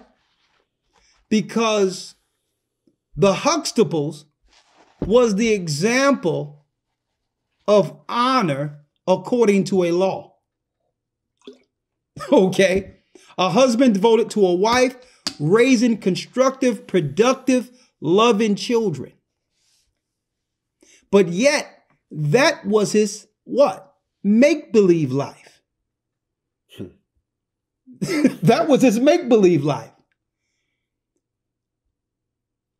The real life, not that he did some of the things that they claim he did, but we know in Hollywood, it perpetuates the spirit of whoremongering to the degree in which eventually someone is going to get something on you that they'll use later. You understand? And I wanted to use that example to say it's not that we don't know any better, but we can only express those tenets or those thoughts in make-believe world. Okay? And I wanted to use that as an example since he was on the tongues of everyone last year and all what went on. But the whole thing is this. We know to do better. Mm-hmm. I mean, what did Bill Cosby represent? An educated, rich, independent, talented black man a strong influence and example for us in the secular world. And he was able to actually get all that, brothers and sisters, by actually doing in make-believe, showing it an example of a God-fearing family. That's key. Now check that out. Yeah, that's key. Check it out. That's key. He was able to show an example of a God-fearing family, which at this time was an anomaly, because these people were supposed to be under a curse. They weren't supposed to know how to operate outside of their slave mentality and build productive children, okay, that were not a result of a curse. See, you see where I'm going at here? And I'm starting to believe they only put it on TV because why? TV is make-believe. Right? I want to use that as an example for you all real quick, right? But here it is, brothers and sisters. The Most High God of Israel, it has now broke the curse. Christ says, listen here. Christ says clearly that the kingdom cometh not by observation. Christ said that. Neither here nor there. The kingdom is within you, Israel. If we stop making excuses for why we operate a certain type of way and just begin to do right going forward, Christ would eventually break the curse altogether and speed his coming. Okay? He would eventually answer our prayers. But it cometh not by observation. We must turn away from this fake existence, this programming, and become the children of God, not just in name, but in action. And that starts with what they tore apart, folks. Family. We have to, again, brothers and sisters, we have to begin to promote and magnify what is shame. What is shame? We have to find what it is according to the Most High and execute it and let our young ladies know we're no longer accepting anything less than virtue. The same thing with men. We're not accepting femininity, weakness, a product of a curse. We have to pull out that word and have everyone understand what shame is. Okay? If you can't be who the Most High make you, you're supposed to walk in shame. You're supposed to understand that darkness, not just because you deal with it alone. It's just the world accepts your shame and celebrate it. The world accepts your shame and celebrates it. But when you are alone, you are ashamed and you know it. Let me read this real quick. Speaking of men, speaking of the 6 things doeth the Most High hate. Proverbs 6:16. These 6 things doth the Lord hate, yet 7 are an abomination unto him. A proud look, going right back to a poor guy, someone that has nothing, and being proud as a slave. There's nothing to be proud about serving other people. A proud look, which is what? Magnified and celebrated in our society.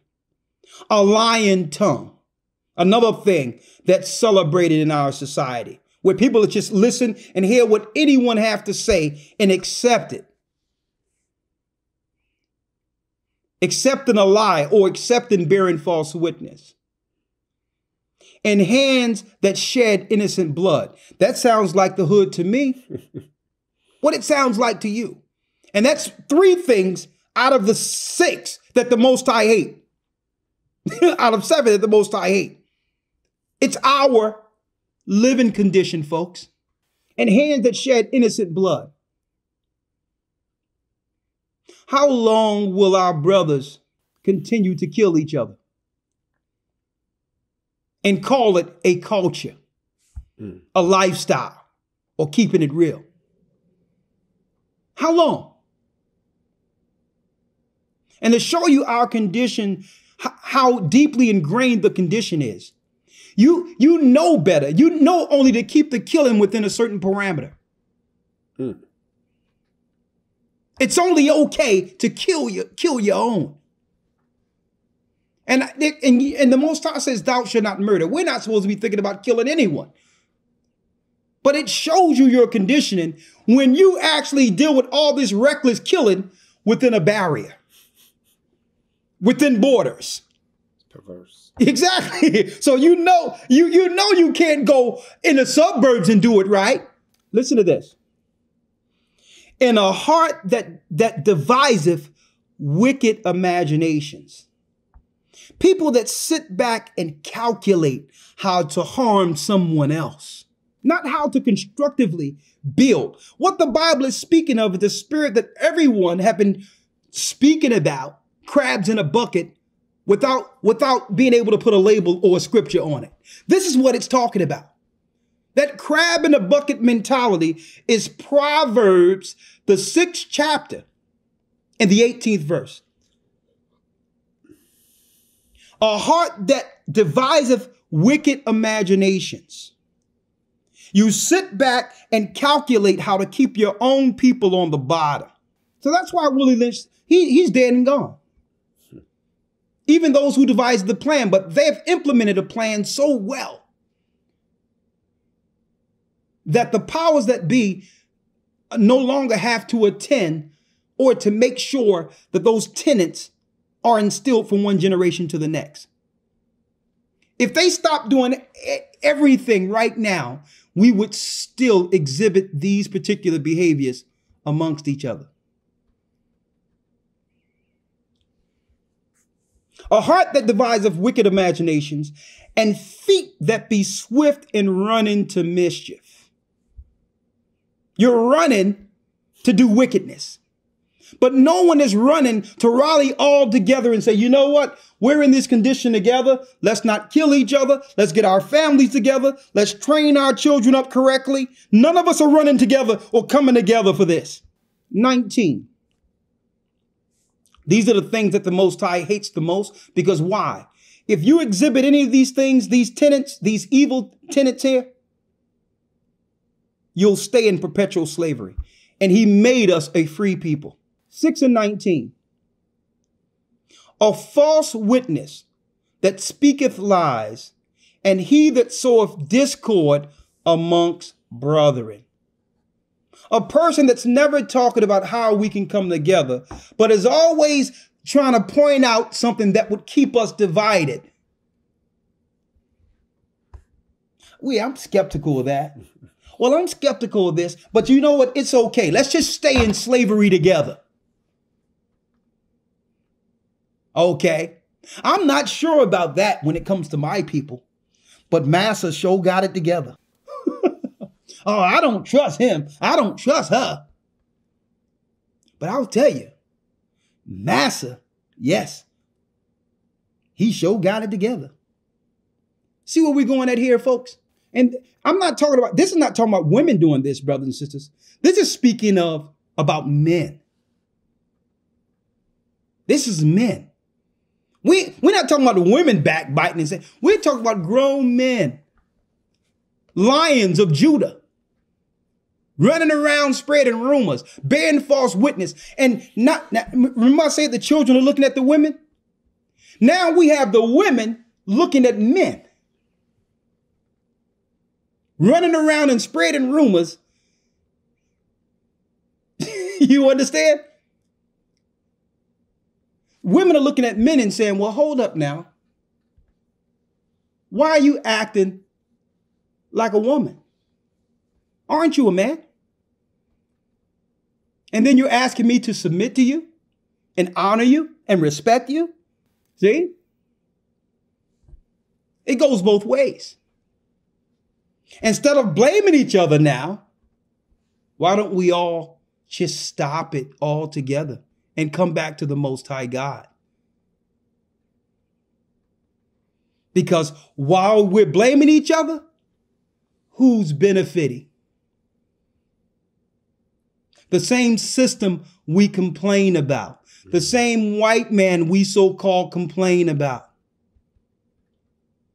Why don't we just stop it? I'm about to bring in some calls. You have anything, Elder Rawchaa? No, Elder. I'm good. I'm good for now. Hey. A big lesson today, a big topic, big discussion. I mean, you know, it's not just identifying a problem, it's also bringing a solution to it. Mm-hmm. Exactly. And we all need to sit back and examine this and examine it. This isn't a talk going out to people. This is a talk going even to ourselves. Yes. I need to examine this. I need to examine myself, because it's easy to get caught up in that mindset. This is the path that's been laid and set, and we are the pioneers breaking that path and chartering a new course. Yes. So, I mean, it's deep on many levels, Elder. I remember when you did that lesson, a nation of royalty. You understand, and it was profound. It's just a mindset. We're so easily caught up in that mindset of accepting mediocrity, of accepting, everything that the Most High hates. We want to accept it, and like you said, defend it. You understand? And this is not what we're supposed to be doing. And since the last couple of months, just being around the elders and going in and out of Babylon and it's like a mindset I've been looking at, like, we're perpetuating this curse on so many levels. It's not just breaking the laws. It's more than that. You with me? It's more. It's more. It's more, and it's more. On the flip side, it's more than just saying, okay, I'm an Israelite. Okay, I got the truth. Okay, I keep the Sabbath. I don't eat pork anymore. It's more. It's how am I dealing with my brethren? How am I dealing with my brother? Is it in love? Am I able to forgive?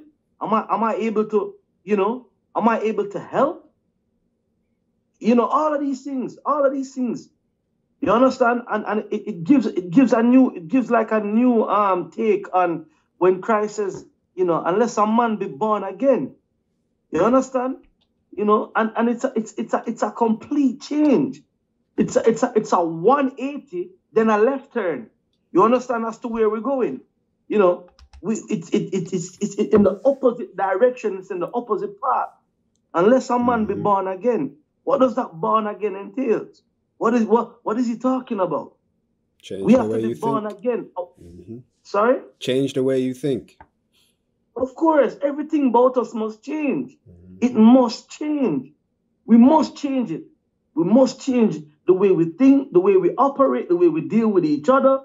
Everything must change. Everything must go. That's the only way we can come out of this. Yeah. And that's why you see so many people get the truth. Like, wake up to the understanding, but then fall back into madness. Why? Because it's like, okay, you're Israel, but it goes more than that. It's more than just being an Israelite. Because if that was the way, then we would have woken up a long time ago. This would have ended a long time ago. They wouldn't have put the Messiah on the cross. You understand? It's a change. 1 second. The stream is about to cut off on Blog Talk, okay? But you can call in. You can call in the number, okay? You got 1 minute to call in. 90 seconds. 515-605-9327. If you call in now, 515-605-9327. You'll get in, then I'll go down. I'll have a few minutes to go down and review all the phone calls. But I wanted to keep the calls till last for a purpose. I really wanted this lesson to resonate, this conversation to resonate this tonight on this topic, the unrighteous thinking of a slave. No longer are we blaming other people for what we perpetually do to each other. Do to ourselves. No longer. I don't want to hear no one complaining about anything, when we haven't consulted the word of God or fell on our knees to the Most High for the answers, so that he can show guidance and counsel in our lives. There's no complaining or looking for answers outside of the Most High. You can't complain if we are not following him. Okay, the same way they say in the system, well, you don't have a voice if you don't vote. There's nothing you can say about the system if you don't vote. Well, what can we say about the condition in life if we're not seeking him, seeking the one who made life?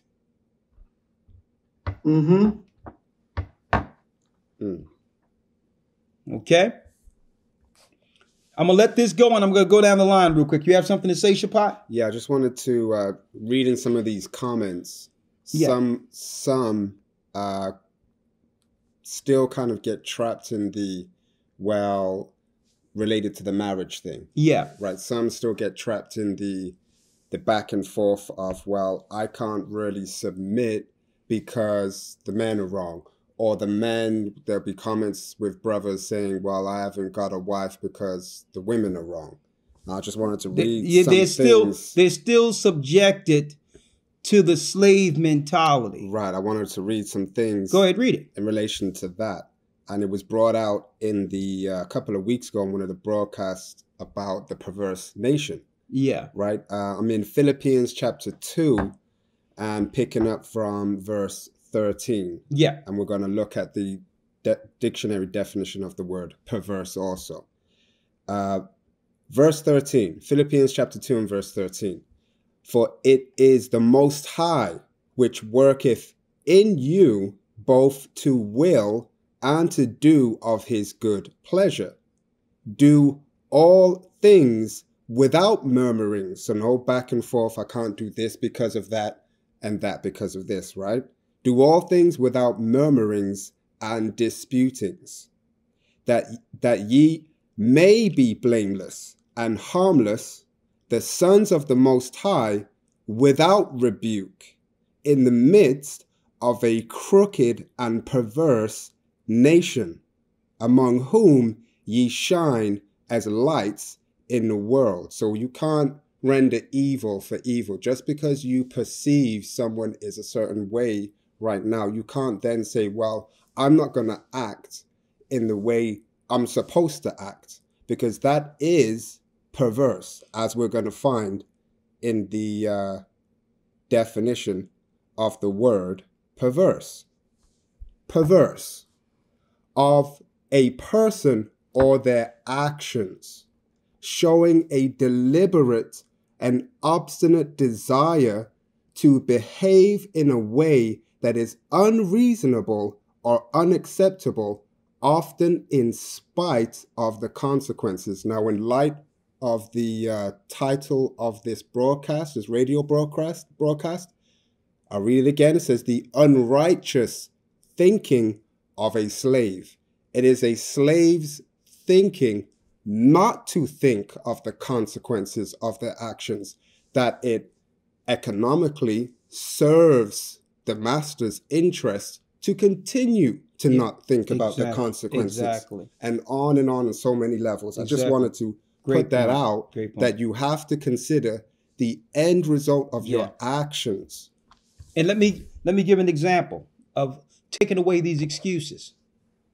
There's no sin common to man. There's nothing that you or I are dealing with in this world, husband or wife or individuals, that the prophets and others in the Bible haven't experienced.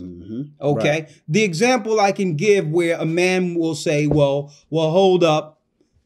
What I'm going to do about this woman, this, that, and the other, she won't allow me to follow. Well, Job is the example. His wife said, curse your God to death and die. And die. Unbeliever. But you know what? His children were unbelievers. And the Most High put a hedge over the whole house because of him. Right. He did right regardless of her. Right. So usually the built-in excuse is because you have a desire to do something else. That only happens in the world where, well, we're not getting along, so let me choose another life. It doesn't work that way.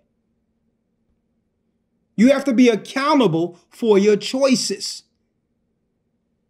and sacrifice based on your choices. That's accountability, and that's being what? A constructive, uncursed adult. The other example, the Most High said what? Remember Lot's wife. He did everything he could to get her out the city. He didn't leave her behind because her mind was still in Sodom and Gomorrah. She looked back and turned into a pillar of salt. And you know what? You can use those examples for either side, husband or wife. It doesn't, listen, we're supposed to be equally yoked. Now, there are examples. Now, if someone is straight out dealing with witchcraft, sorcery, they're dealing with idolatry, they're worshiping Satan, you go downstairs and there's a Pentagon on fire in your basement. Okay, those are grounds. Okay. Those are grounds. Okay. You're not under bondage in such cases. But we can't use every little example of disagreement as a reason to walk away from our righteous responsibility as a nation. Now, let's go down to a few of these calls real quick. And we're going to start off with Bishop Balas.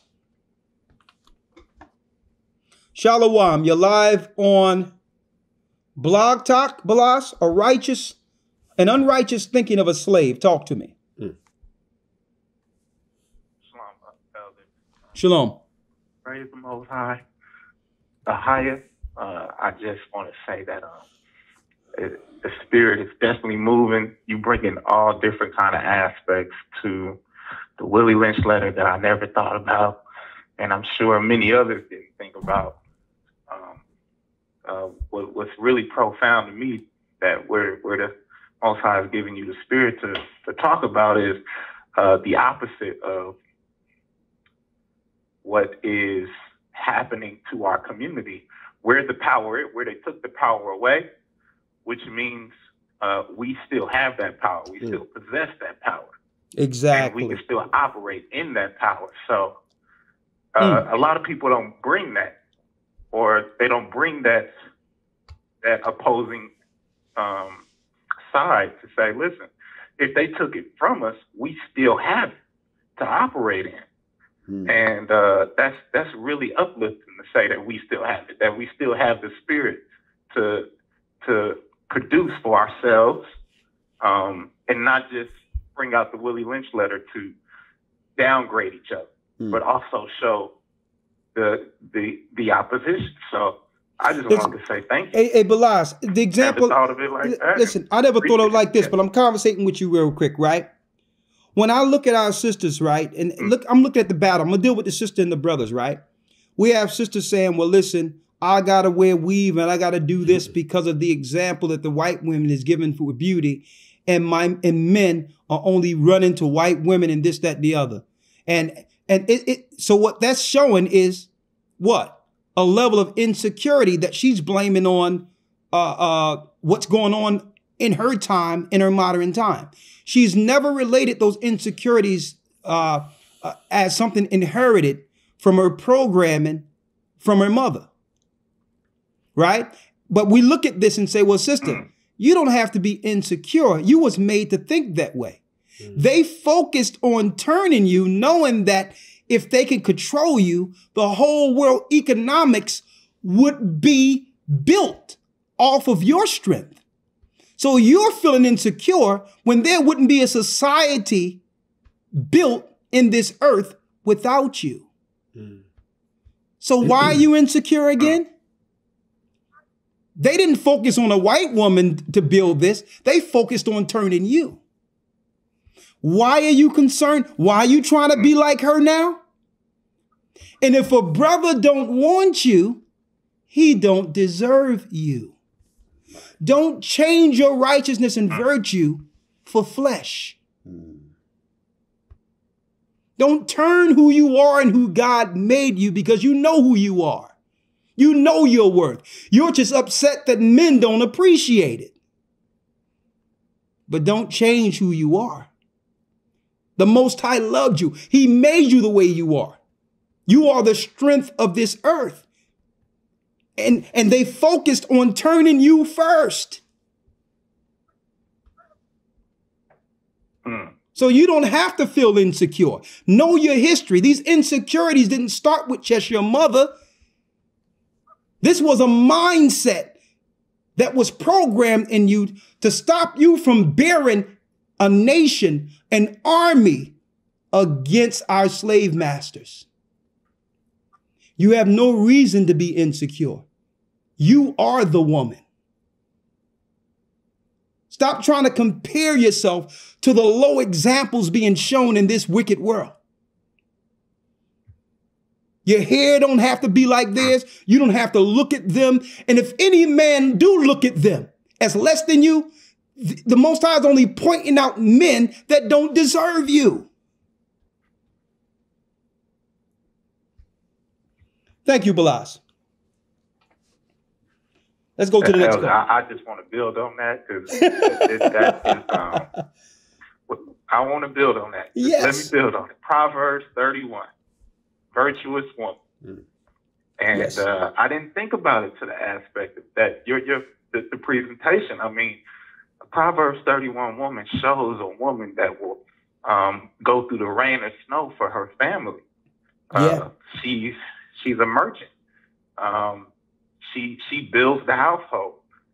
All the things that you're mentioning right now is giving power to the sisters, and in observation from church to church, from sisterhood to sisterhood, and observation, they do Proverbs 31. They sow. They find things to purchase for the household that would keep it healthy. Everything that you're saying to economically make a standpoint for the individual. Proverbs 31 woman, 31:10, a virtuous woman. It's there.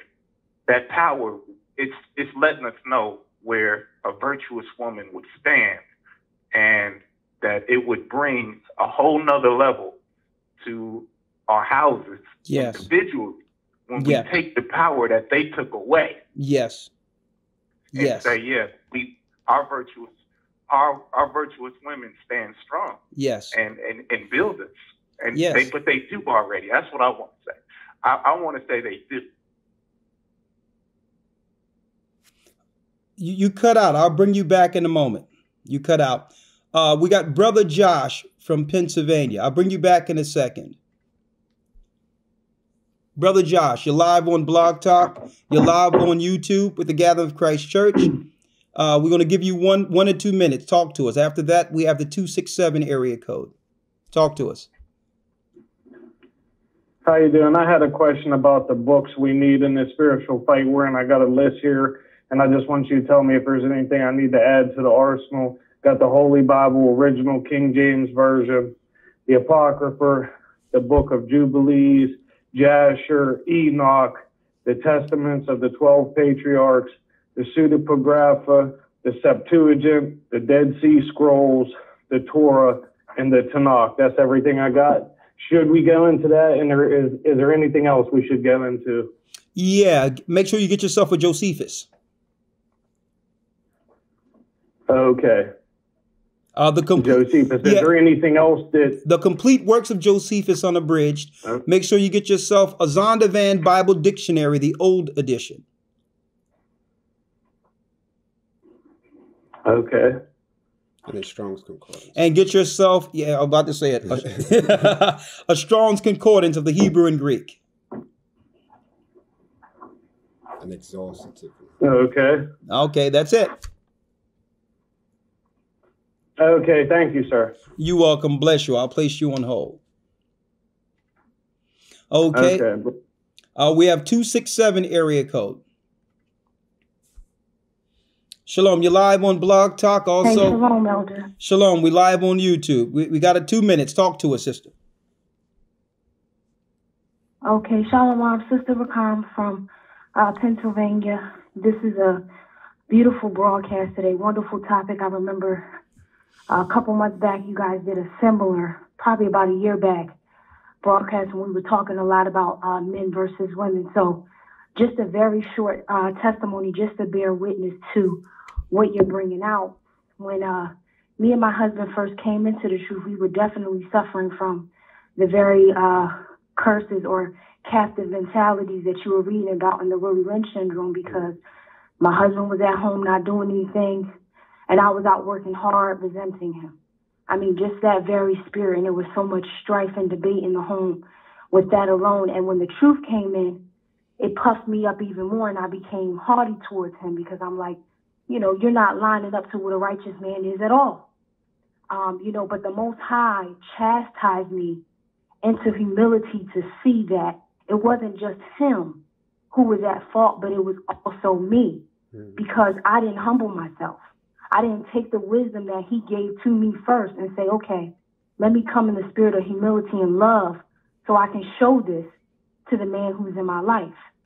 And I want to tell the brothers and sisters that it is possible to break the curse. It's not easy, but it is possible, because once I fell into that spirit of submission and I started to hand over the power of the home to my husband and took the back seat and say, okay, I'm not going to work.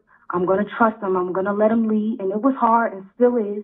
I find myself constantly fighting off the slave mentality. That's why I'm thankful for this broadcast, because it was a reminder to me of what that other voice is that keeps coming back and saying, oh, you need to get a job. Like if I see him make a mistake or an error in finances that I know I wouldn't make, oh, you got to go out, you got to get a job, you got to go out and work. He's not going to be able to handle this. But that's that slave mentality that was instilled in me for so long, trying to come back.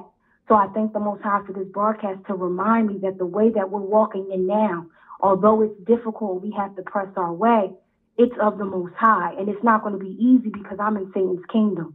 So, of course, all things are going to be against me when I'm trying to build a household on righteousness.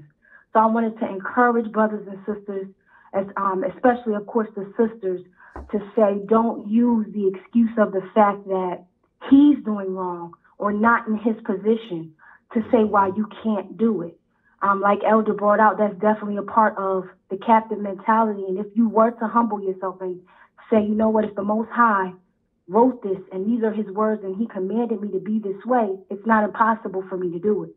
So let me stop looking at him and just reflect inwardly. And your husband or your partner at that time, they'll see that change in you, because him seeing me change is what made him be like, hold up a minute. Let me check out what she's getting into. Because this was the woman who was bad-mouthing me and putting me down, and she just had the money. I got to work, and now she's talking about homeschooling. What's going on here? So I just want to encourage the sisters and let the brothers and sisters know that this paradigm can be broken. And just back to that topic we had a couple days ago, this is definitely one of those things that are needed to make Israelites great again. And it is definitely what our captives and the enemy is afraid of.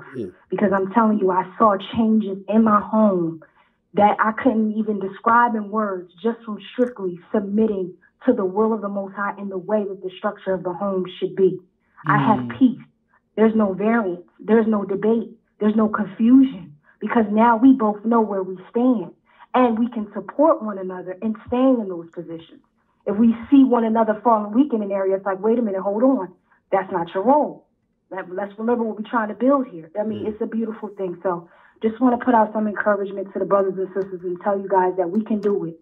We can stand together, and if you get with the body, there's support there. I have elder sisters there that when I start to fall weak in areas as a woman, I can reach out to them, and they build up. They instruct me according to the word. My husband has our bishop, and also the elders of the church as examples and encouragement. So the help is there. We are at the point in this earth and last day and time where the excuses are out the window. Thank so I you. just want to put there, Elder Rawchaa, for the broadcast, and shalom. Hey, sister, profound. I congratulate you overcoming the curse that was placed over us. And you know what? It's inspiring. Thank you, sister. Bless you. All praises. All praises. All right. Shalom. I would like to read one thing, and then we're going to give our last comments, and I'll read a few messages on the board. I would like to conclude in the matter, and I'm going to give it to everyone. Everyone have their last word after this. With the Most High, the Lord's covenant of peace. Captivity and slavery is a direct result of war that began with us being disobedient to the God who made us, the God of Israel. Ahia is his name. But now he's calling us to peace. He's willing to take the curse off of us altogether if we're willing to walk in the light and no longer use excuses. The Lord's covenant, Ezekiel 34:25. Let me read this. And I will make them a covenant of peace, and I will cause the evil beast to cease out of the land, and they shall dwell safely in the wilderness and sleep in the woods. And I will make them and the places round about my hill a blessing, and I will cause the shower to come down in its season. There shall be showers of blessings.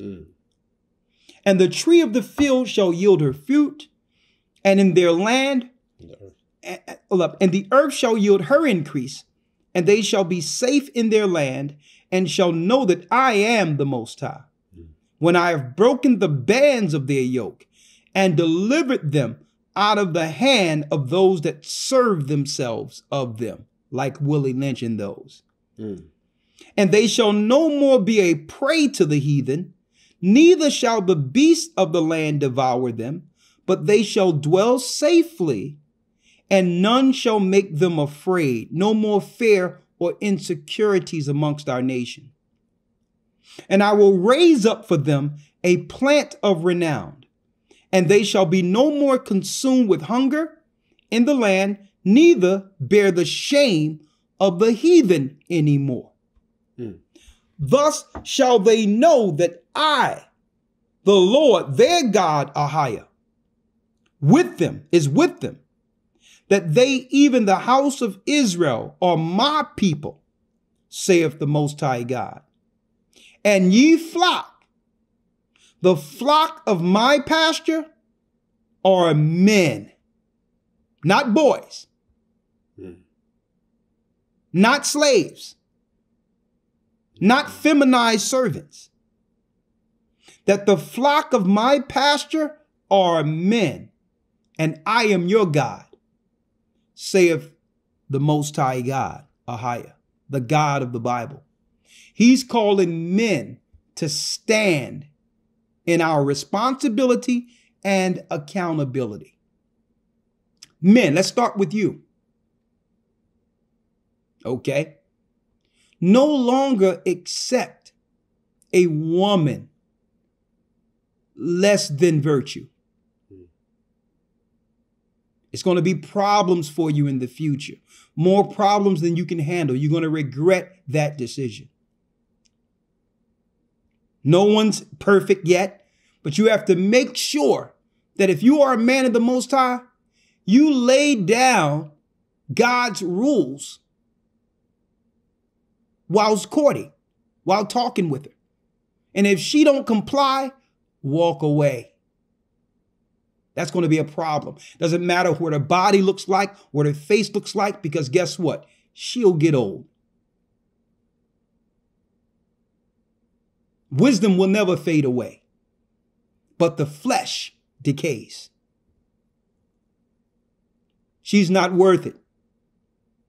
There's some woman somewhere that has it all for you. Okay? That the Most High have ready for a righteous, patient man. Sisters,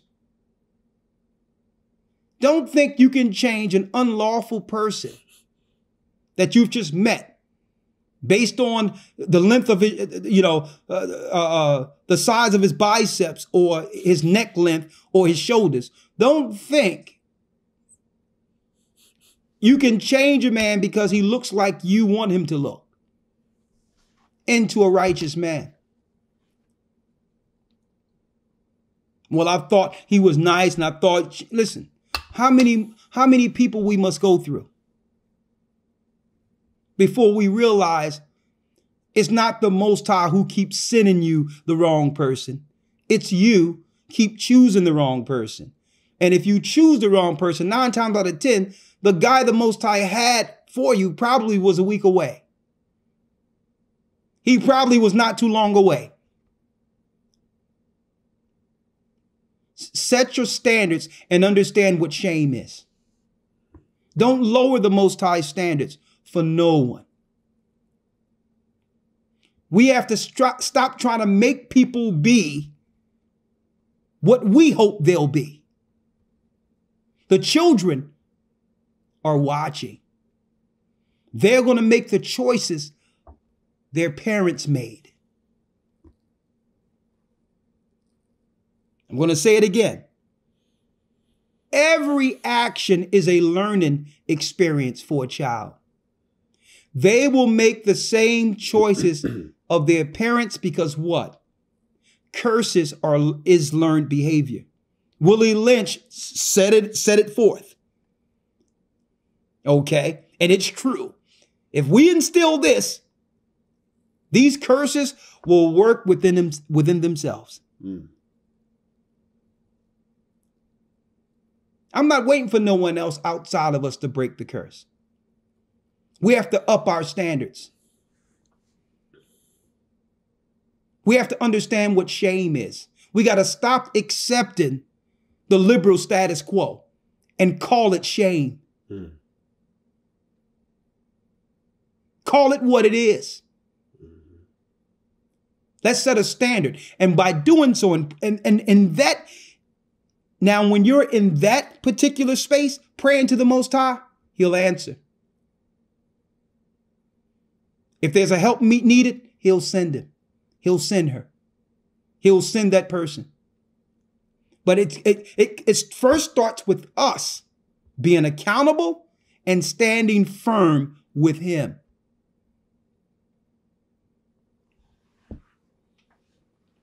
Okay?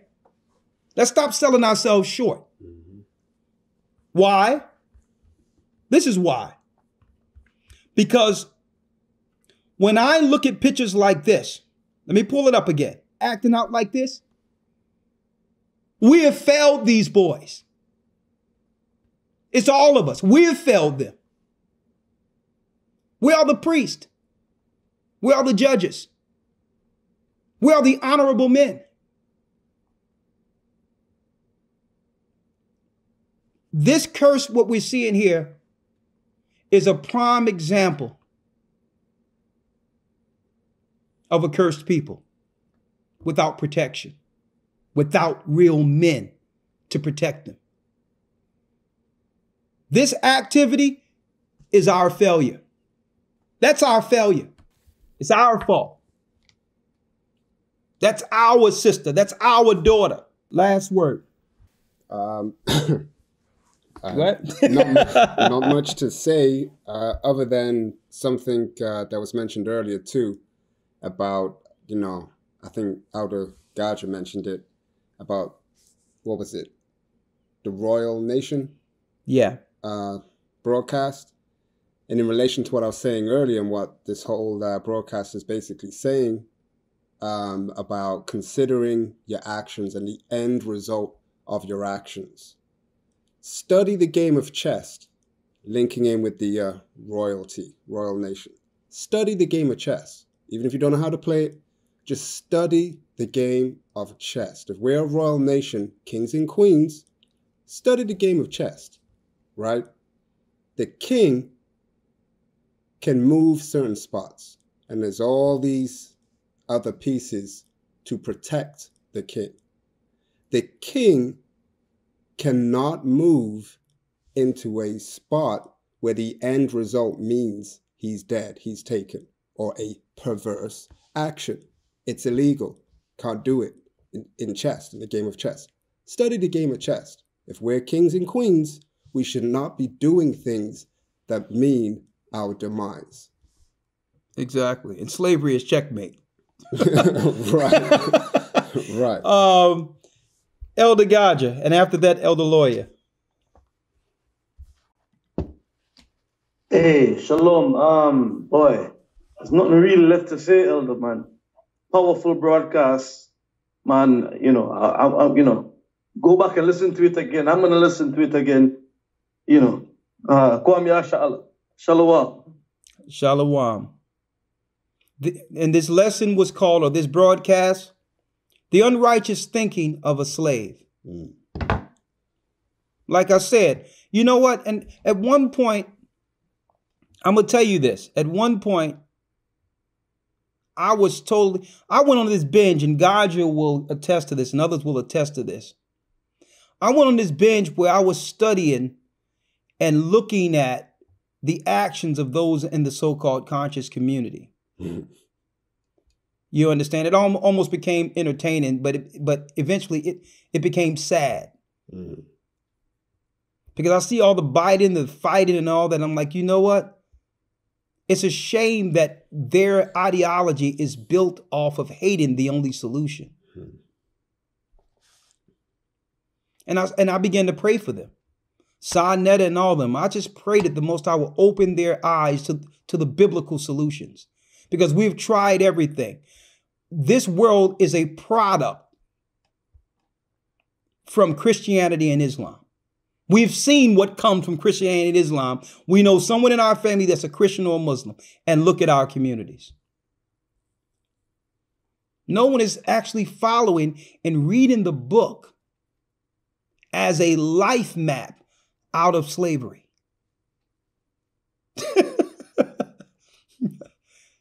We've never really viewed. We can view the Bible to bang on the white man. We can use the Bible to say we Israel because we are.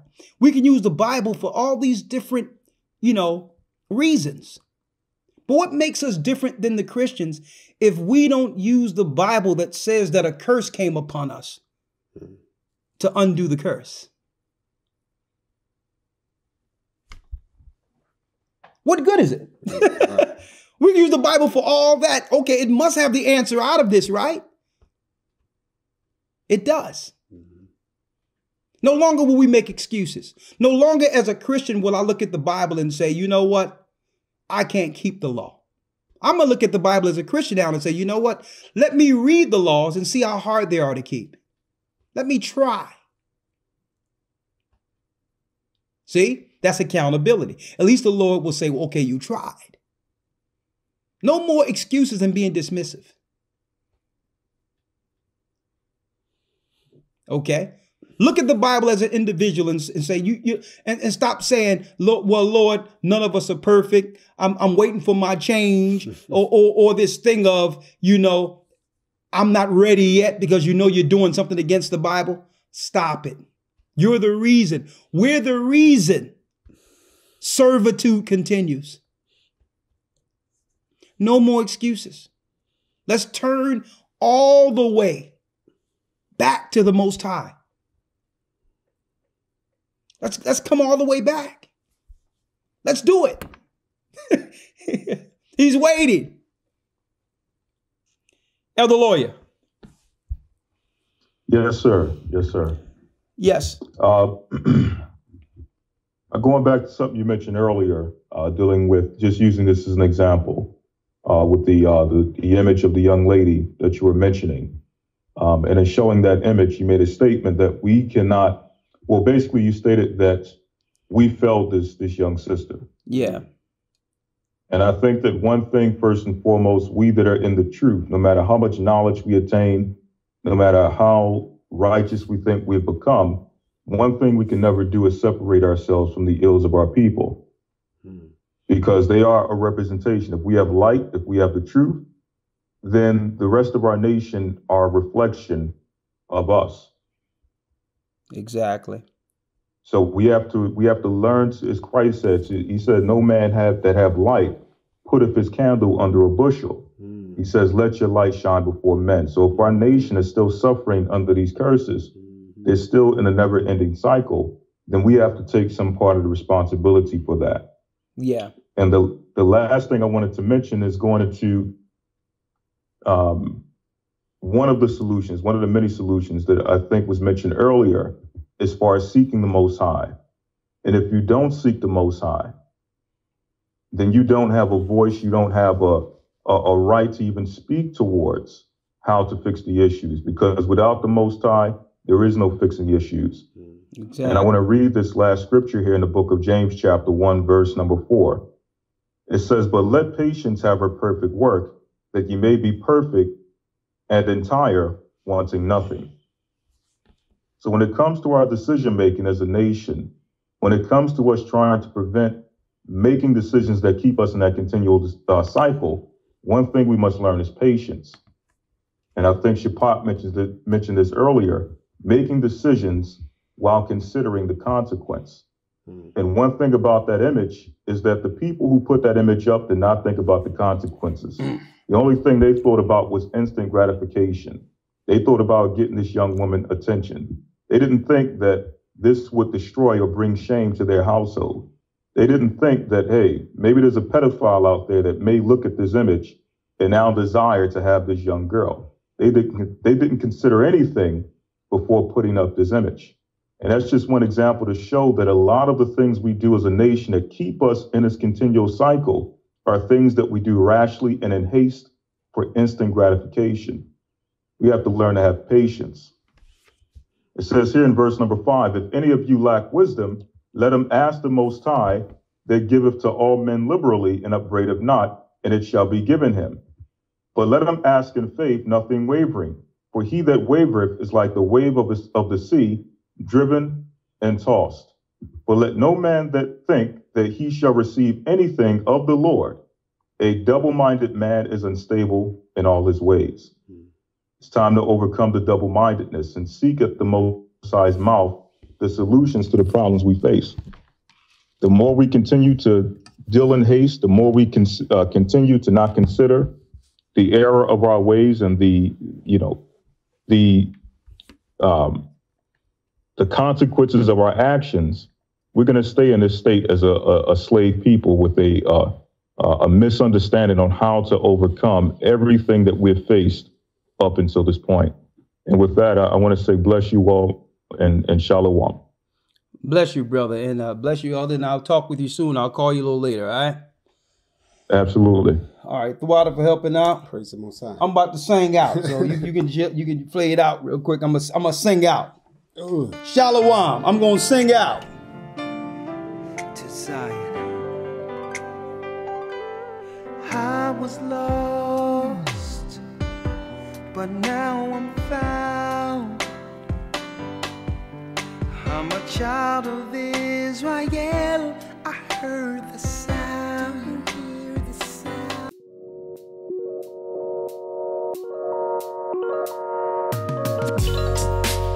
Are you seeking to strengthen your biblical foundation? Join us in the Hebrew Bible Academy, where we offer 12 weeks of in-depth learning in a structured environment. Receive real-time news from Brother Shapat and amazing lessons by Elder Rawchaa. Learn ancient Hebrew with Elder Lawya. With 12 amazing lessons, you are guaranteed to learn more about your true biblical history and authentic Hebrew language than you would in a traditional Christian church, for only a one-time payment of $150 or 3 monthly payments of $50. Join us at historytimes.org and sign up today. It's not too late See you in the academy.